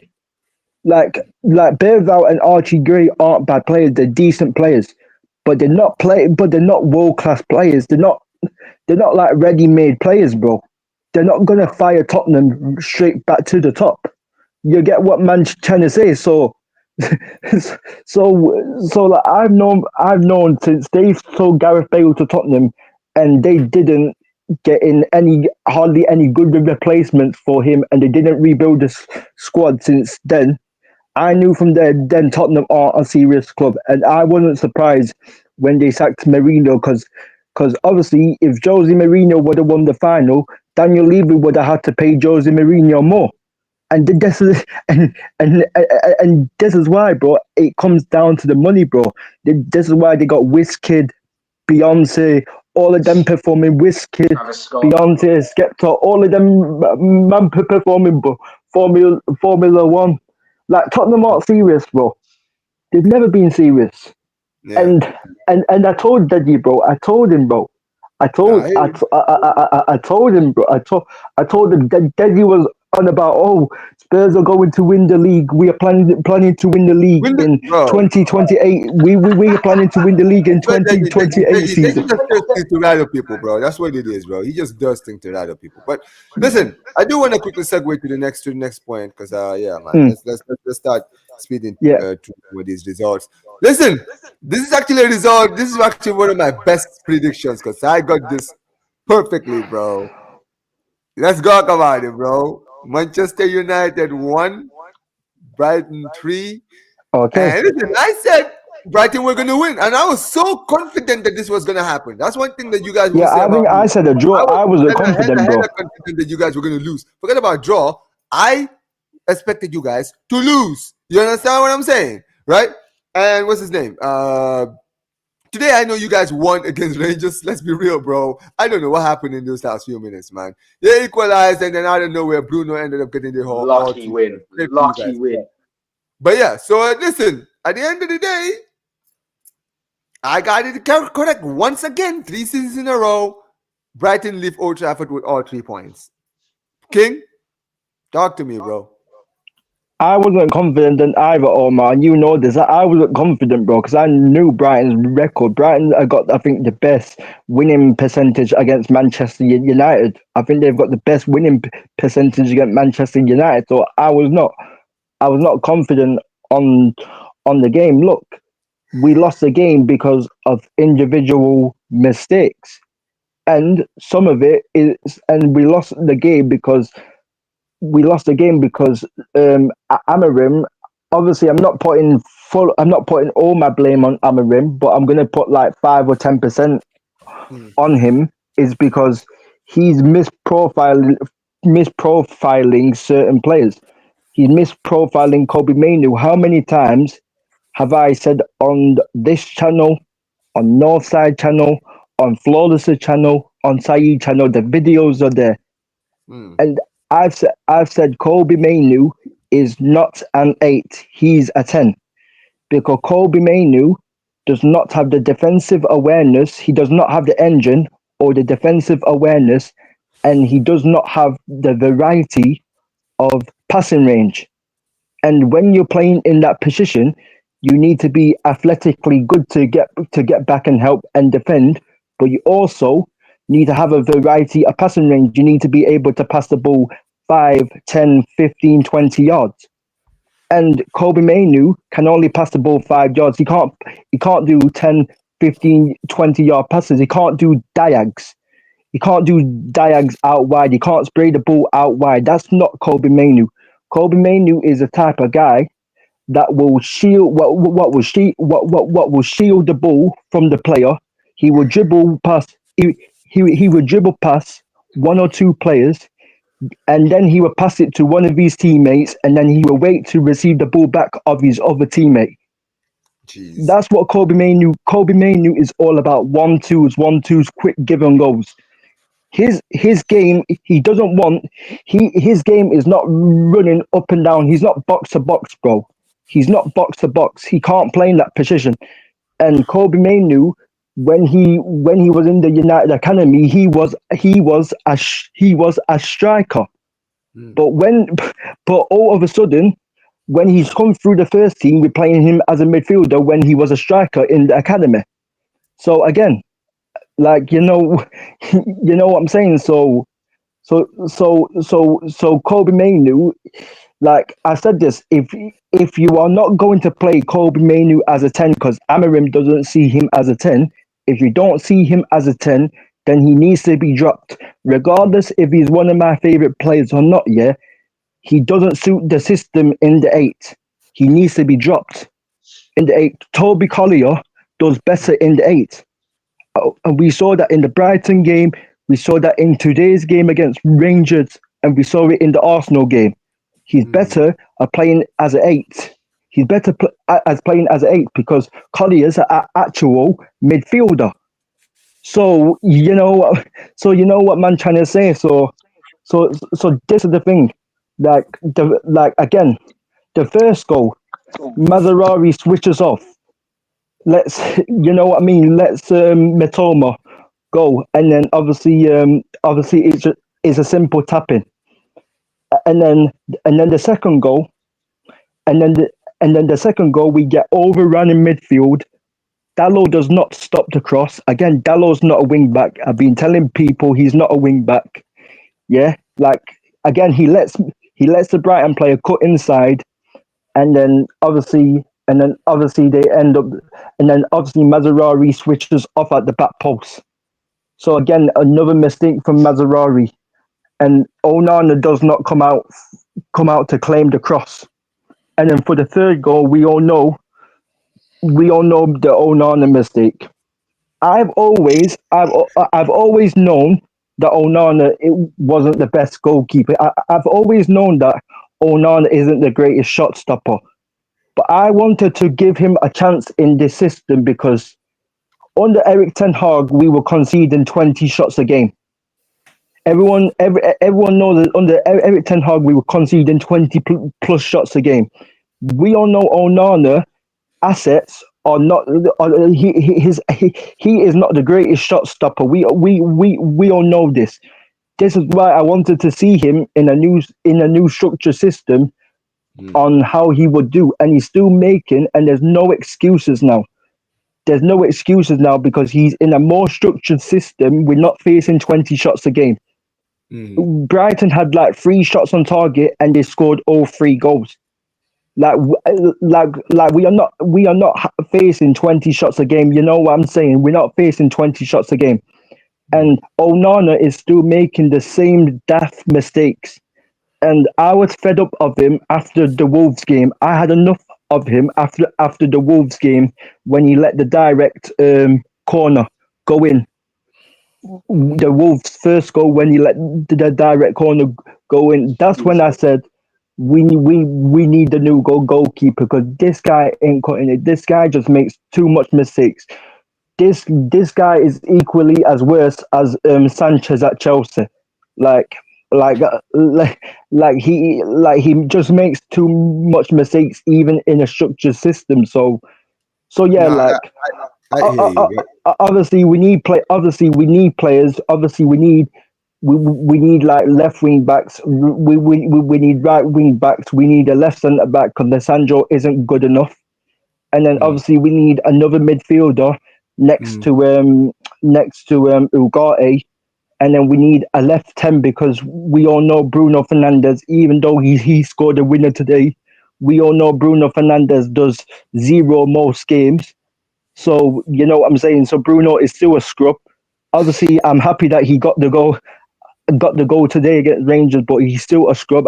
I still don't rate him. I've never rated him for the past three and a half and 4 seasons. Yeah. You know what I'm saying? Obviously, I'm happy that Amarim has been giving Xerxes a run of games because the past 3 games, Xerxes been playing well the past 3 games. Amad Diallo's had decent games as well. You know what I'm saying? Delit's had decent games. Mazraoui obviously is not a wing back, but at the start of the season when Mazraoui were playing, he was playing very good. You know what man's saying. So yeah, we just need players in, and the reality is, I said this on Mandem United, I think it was Monday with Flawless and Kadeki and all of the panel. The biggest mistake that Manchester United made was appointing Dan Ashworth. That was the biggest mistake that Manchester United did, was appointing Dan Ashworth. Because the fact and reality is, we appointed Dan Ashworth because apparently he was friends with Sir Dave. He was friends with Sir Dave Brailsford, and he was friends with Radcliffe, and he was friends with like a couple of obviously our directors. Okay. Because Ashworth was the person. He was the person that sold Sancho to Chelsea for 25 million. He was the person that allowed Sancho to go. He was the person that wanted to keep Eric Ten Hag. He was the person, when we let go of Jadon Sancho, we didn't get in a replacement for him. And we chased him for 7 months and we paid 20 million for Dan Ashworth. I was saying in the summer, we should have got Sander Berg from Burnley. I said we should have got Sander Berg from Burnley because he's technically good, he's technically athletic, and he's technically good on the ball. And he can carry. He's got a good variety of passing range, and he can carry the ball, and he can get back defensively and defend. We could have got him for 20 million, but we decided to pay Dan Ashworth 20 million pounds. And that was the biggest mistake because Sander Berg would have been a perfect profile in the midfield with Ugarte. He would have been perfect in there. But obviously we didn't choose to get him. And now Wilcox and Ravel are doing the recruitment. Like, I'm 50-50 with Ineos. I'm Ineos out. I'm not Ineos in. And I'm not Ineos out, I'm Ineos out. And because Ineos have done some good stuff, like signing, obviously, like they've done well in terms of signing certain profiles, and they've got rid of a lot of people at the club. But but also they've made mistakes, like obviously appointing Dan Ashworth and giving Bruno Fernandes 300k a week. You know what man's saying, and selling Jadon Sancho and didn't get a replacement. So I'm 50-50 with Ineos. And the biggest question is that Ineos have to back Amarim. If they don't back Amarim, then that will tell me what they do. That will tell me what they are about. That will fully tell me that they ain't on zero, because this is their manager. This is their first manager that they're appointed. This is the manager that they wanted. So if they don't back him, that would tell me a lot about that would tell me even more about Ineos. You know what I'm saying, Omar? So that's what I would say on that.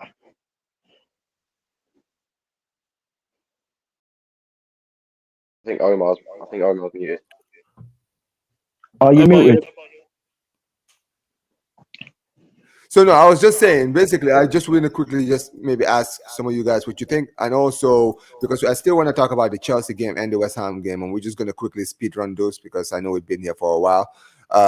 Yeah, listen, do you guys have anything you want to say about like the United game, the United Brighton game, personally? I feel like with Manchester United, again, it's a similar situation to what's going on at Tottenham Hotspur, with the fact that the owners are not matching up with what the managers want and vice versa. And I feel like another one of the problems is with the goalkeeper. I definitely think it was a massive mistake letting David De Gea go. I could be wrong, but look at the performances that David De Gea has been putting in at Fiorentina. He's been fantastic at Fiorentina. And it feels like to me they only let him go off of the back of a few mistakes. And now they're in a situation where they've got Onana, a goalkeeper who likes to play out from the back, but Manchester United have never been a play out from the back kind of team. So it's not matching up with the style of play. I definitely feel like there's a lot of players that need to get out of that club, as well as a lot of players that need to come in. I feel like they need to get rid of a lot of the dead wood before they can think about applying for reinforcements. Players like Anthony need to go. Players like Garnacho. Rashford is obviously a major problem at the moment. Rashford's right now taking Manchester United for dunces. He's sat there collecting his paycheck while he's flirting with other clubs. I wouldn't have it. But I could just see that Manchester United have fallen so far from what they were under Fergie, and it's only getting worse, and something needs to change quickly. Nah, here. What about you, Mike? So you Prime? What do you guys think? I think for me, with the De Gea thing, I think it was fine letting De Gea go because of his dip since the World Cup. But my whole thing is, it's not the De Gea sell that was the problem for me. It was the reason why they signed Onana. Because I remember when Ten Hag identified him, and they were talking about him playing up from the back. And when they interviewed Ten Hag about him, they were saying, and he was basically saying, "Oh, he can play long passes as well," basically hinting towards that. I'm not going to play that style of football, the style of football that I was known for at Ajax, etc. But I think De Gea needed to go because of he was becoming a detriment. But I think Onana's been worse. To be honest with you, I think Onana's been like a downgrade in terms of the actual mistakes he's made. I'll keep it brief because like Man United, I feel like I'm talking about the same thing every week, but we know they need to rebuild exactly. But like, credit to someone like I really rated from the Rangers game today, Toby Collier. I just think he needs to calm down a little bit on the ball, and I think he'll be a good player. I think Kobe Mainu is still probably the most talented player that I've seen in their squad for a bit. Just thinking they need to build a team around him. I don't necessarily feel like he fits the system necessarily, but I feel like if you can fit him into one of the 10 roles, he'll be good as well. But I feel like we just need to wait and see what Ineos do with that squad, because I've been saying for years and weeks and months and however long this series has been going on as well, that this squad has got a long way to go. Yeah, we just say the same things every single time. I hear you. Yeah. Prime, you have anything you want to say, or should we just move on?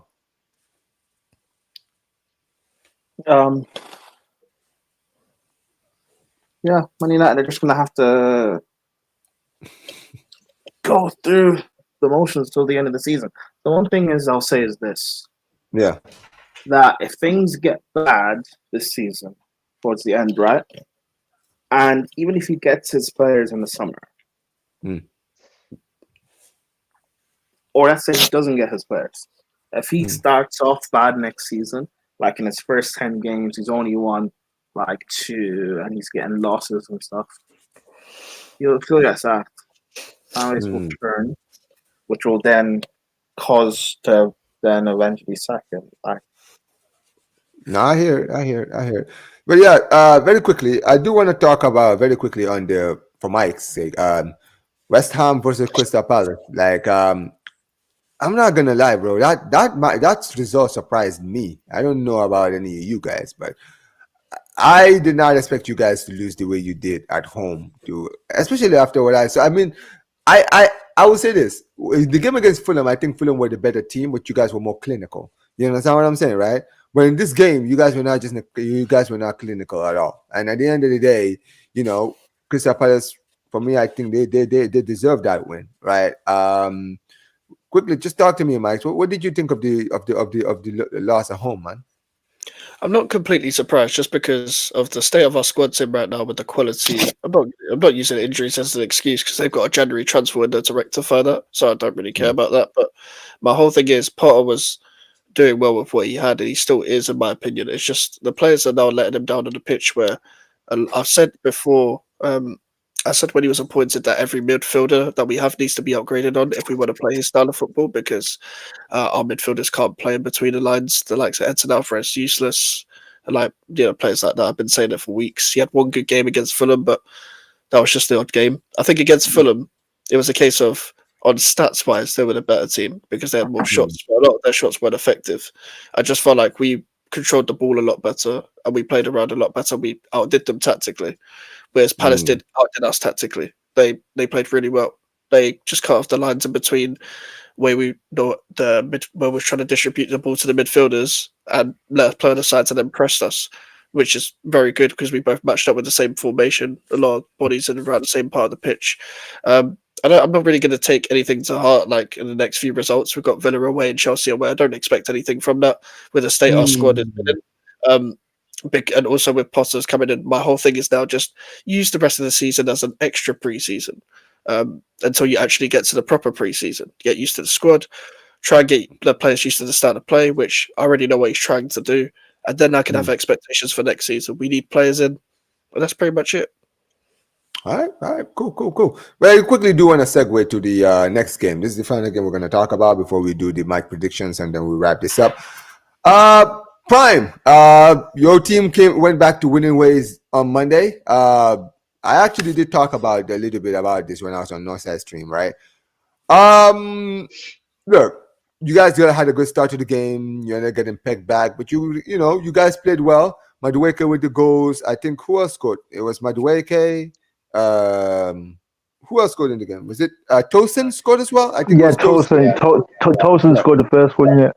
Tosin, Madueke, and who else was the other guy? Prime. Who scored the other goal?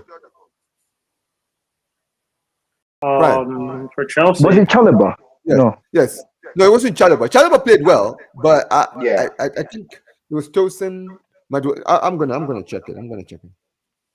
I just said Tosin, Madueke, Kukurea. Yeah, there you go. Kukurea. Yeah. That was it. Yeah. But yeah, basically, I'm not gonna lie, right? As far as overall game is concerned, I don't think you guys really played that well in the game. Personally, for me, right? I think that you guys didn't really perform that well, but at the end, But at the end of the day, you guys got the win, and I feel like that is what really matters in the end. You feel me, right? You guys got the win, so and you needed that win. Like we were talking about this, obviously, me and you. What did you think of like the performance personally and the win? Same games that we've been playing all season, really. Right. Just that we actually took our chances this time, and we actually defended well. Chalobah played well. Tosin played well. Defensively, Kukurea played well. Reece James was brilliant.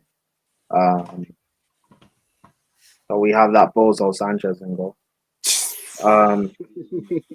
Caicedo is going to get ran into the ground. There's a moment where he went down in the second half, and it's just like if he's injured, we're done. And Enzo can leave. No, really. Palmer I know played someone well. who would love to have him. I know Palmer someone. played well. It's not me. It's not me, by the way. Palmer played well, to be fair.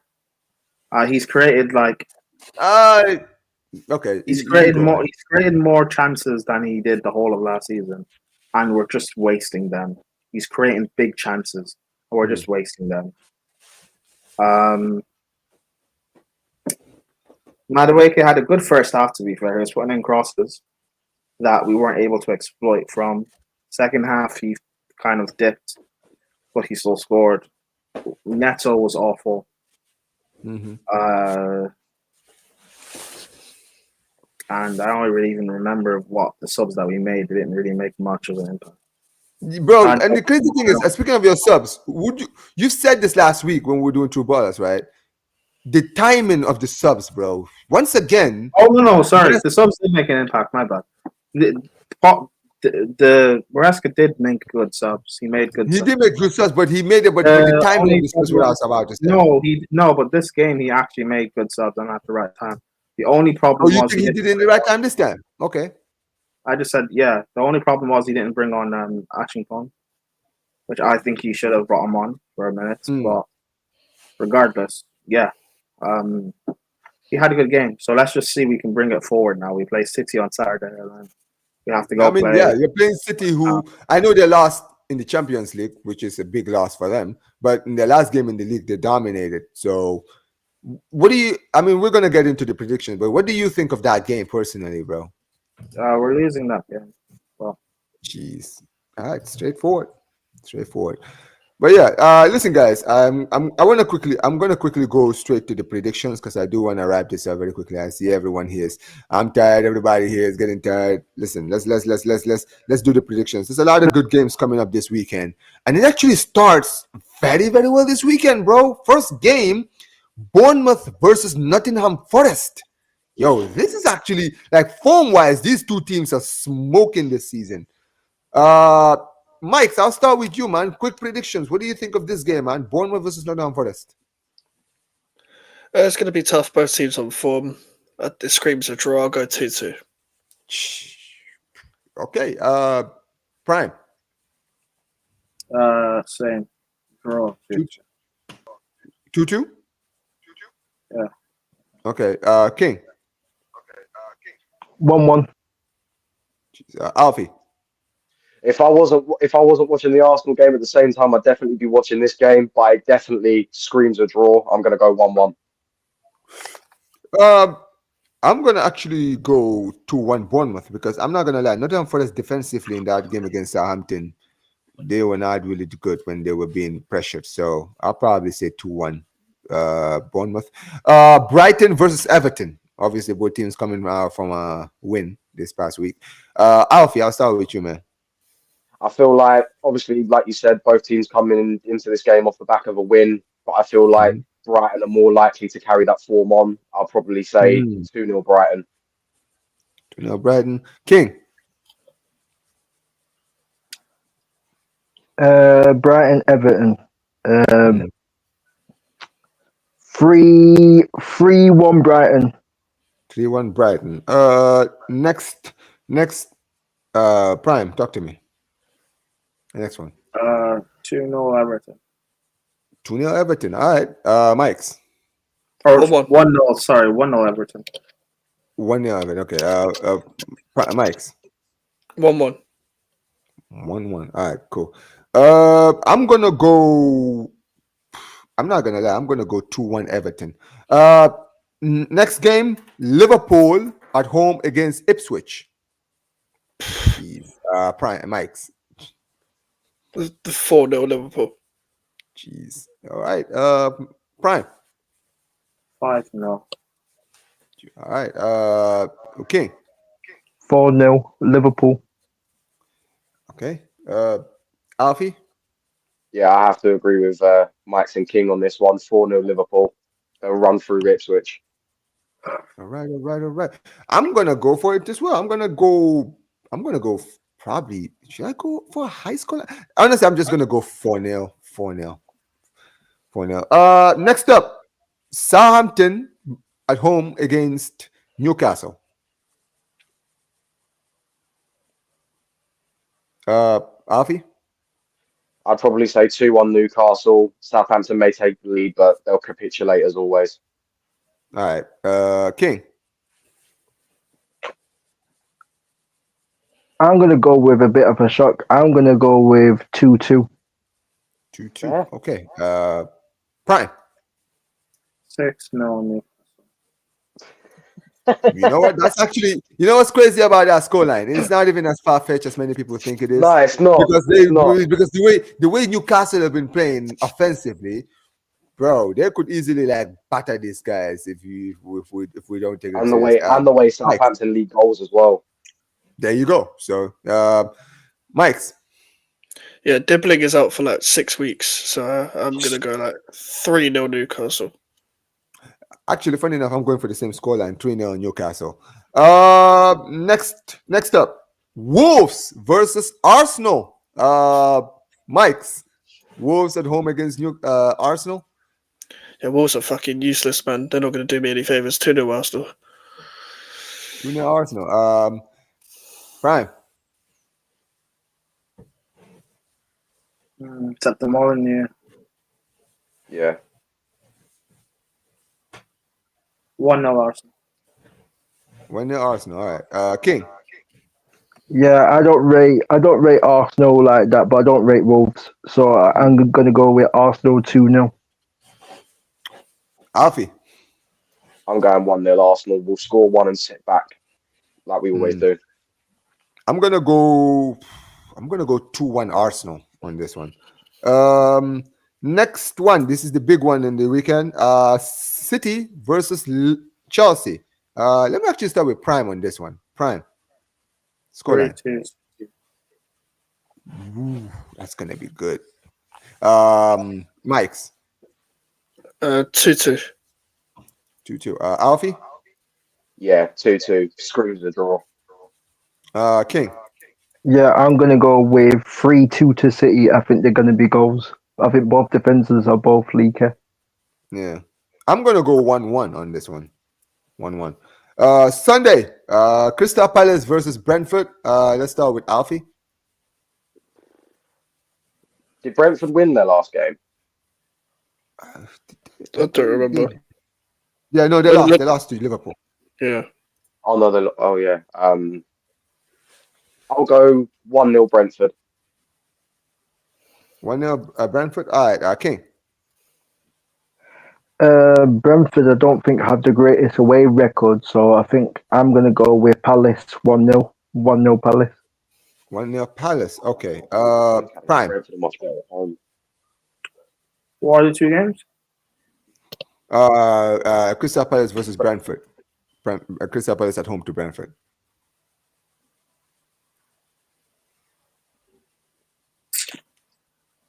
Uh, 2-0 Brentford. Okay. Next one. I didn't do mine. Mike. Sorry. 0-0. You know what? That's probably going to be the most likely scoreline. But I'm going to go. Yeah. You know, I'm going to go 1-0 Crystal Palace, honestly. I think Crystal Palace will nick it. Next up, Tottenham versus Leicester. Jeez, bro, if Tottenham don't win this game, I swear to God, bro. There's this Leicester City team, this Van Nistelrooy's Leicester City team. All right, who's that with you, Max? There's rumors of Van Nistelrooy leaving as well, which is funny. Yeah, apparently he's going to resign. That's what I'm hearing. Yeah. I'm going to go 3-0 Tottenham. 3-0 Tottenham. All right, Prime.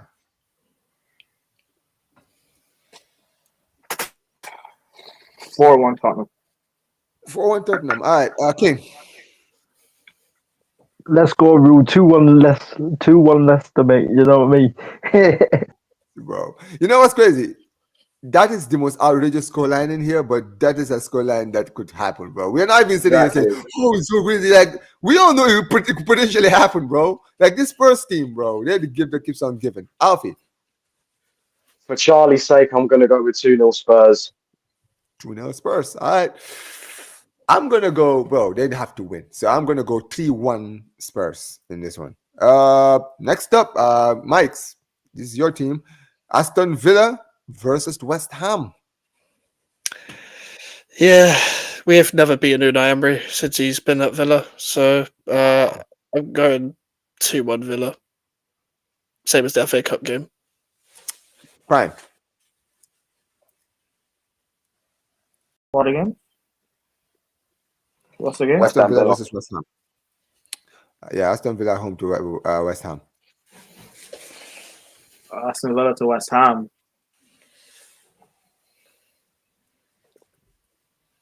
3-1 Villa. 3-1 Villa. All right. King. 2-2. 2-2. Alfie. 2-0 Villa. No Villa. All right. I'm gonna go. Probably go. You know what? I'll probably go 2-0 Villa as well. Honestly. Actually, our final game of the weekend: Fulham versus Manchester United. King. Ah, great.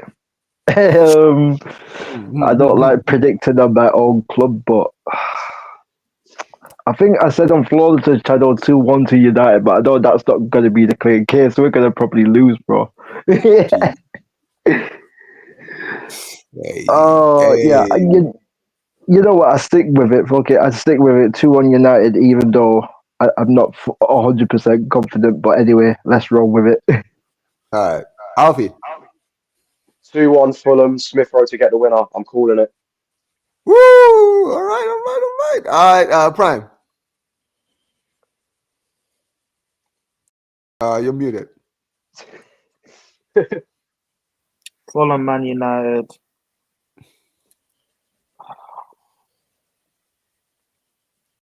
Or 1 Fulham.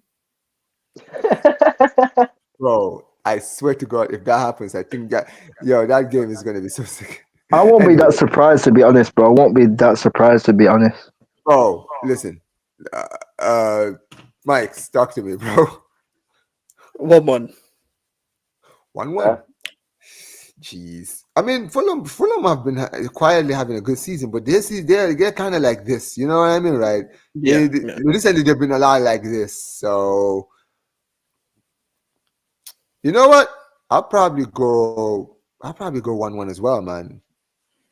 Yeah, I'll stick with it. 1-1. Yes, Anyway, guys, it's definitely not the Fulham of old, but Craven Cottage is a tough place to go. I will say that. Yeah, it is. That's why I'm saying 1-1. I feel like they will take the lead, and then they will have a lot of chances and not convert it, and then they've been doing well against the big sides as well. They've been doing well against the big sides. Yep. Case in point. Exactly. Yeah. And they will just nick an equalizer, and then United will just find a way to just get a late equalizer from Ahmad or something like that and get out of there with a point. I can see it happening. But yeah, man, listen, guys. This has been an incredibly long show, and it's been a great show, man. This is actually one of the few times we've actually had like a full panel, man. Like we had Spurs fans, Newcastle fans, obviously the main panel like Prime and Mike's. You're always here every single week.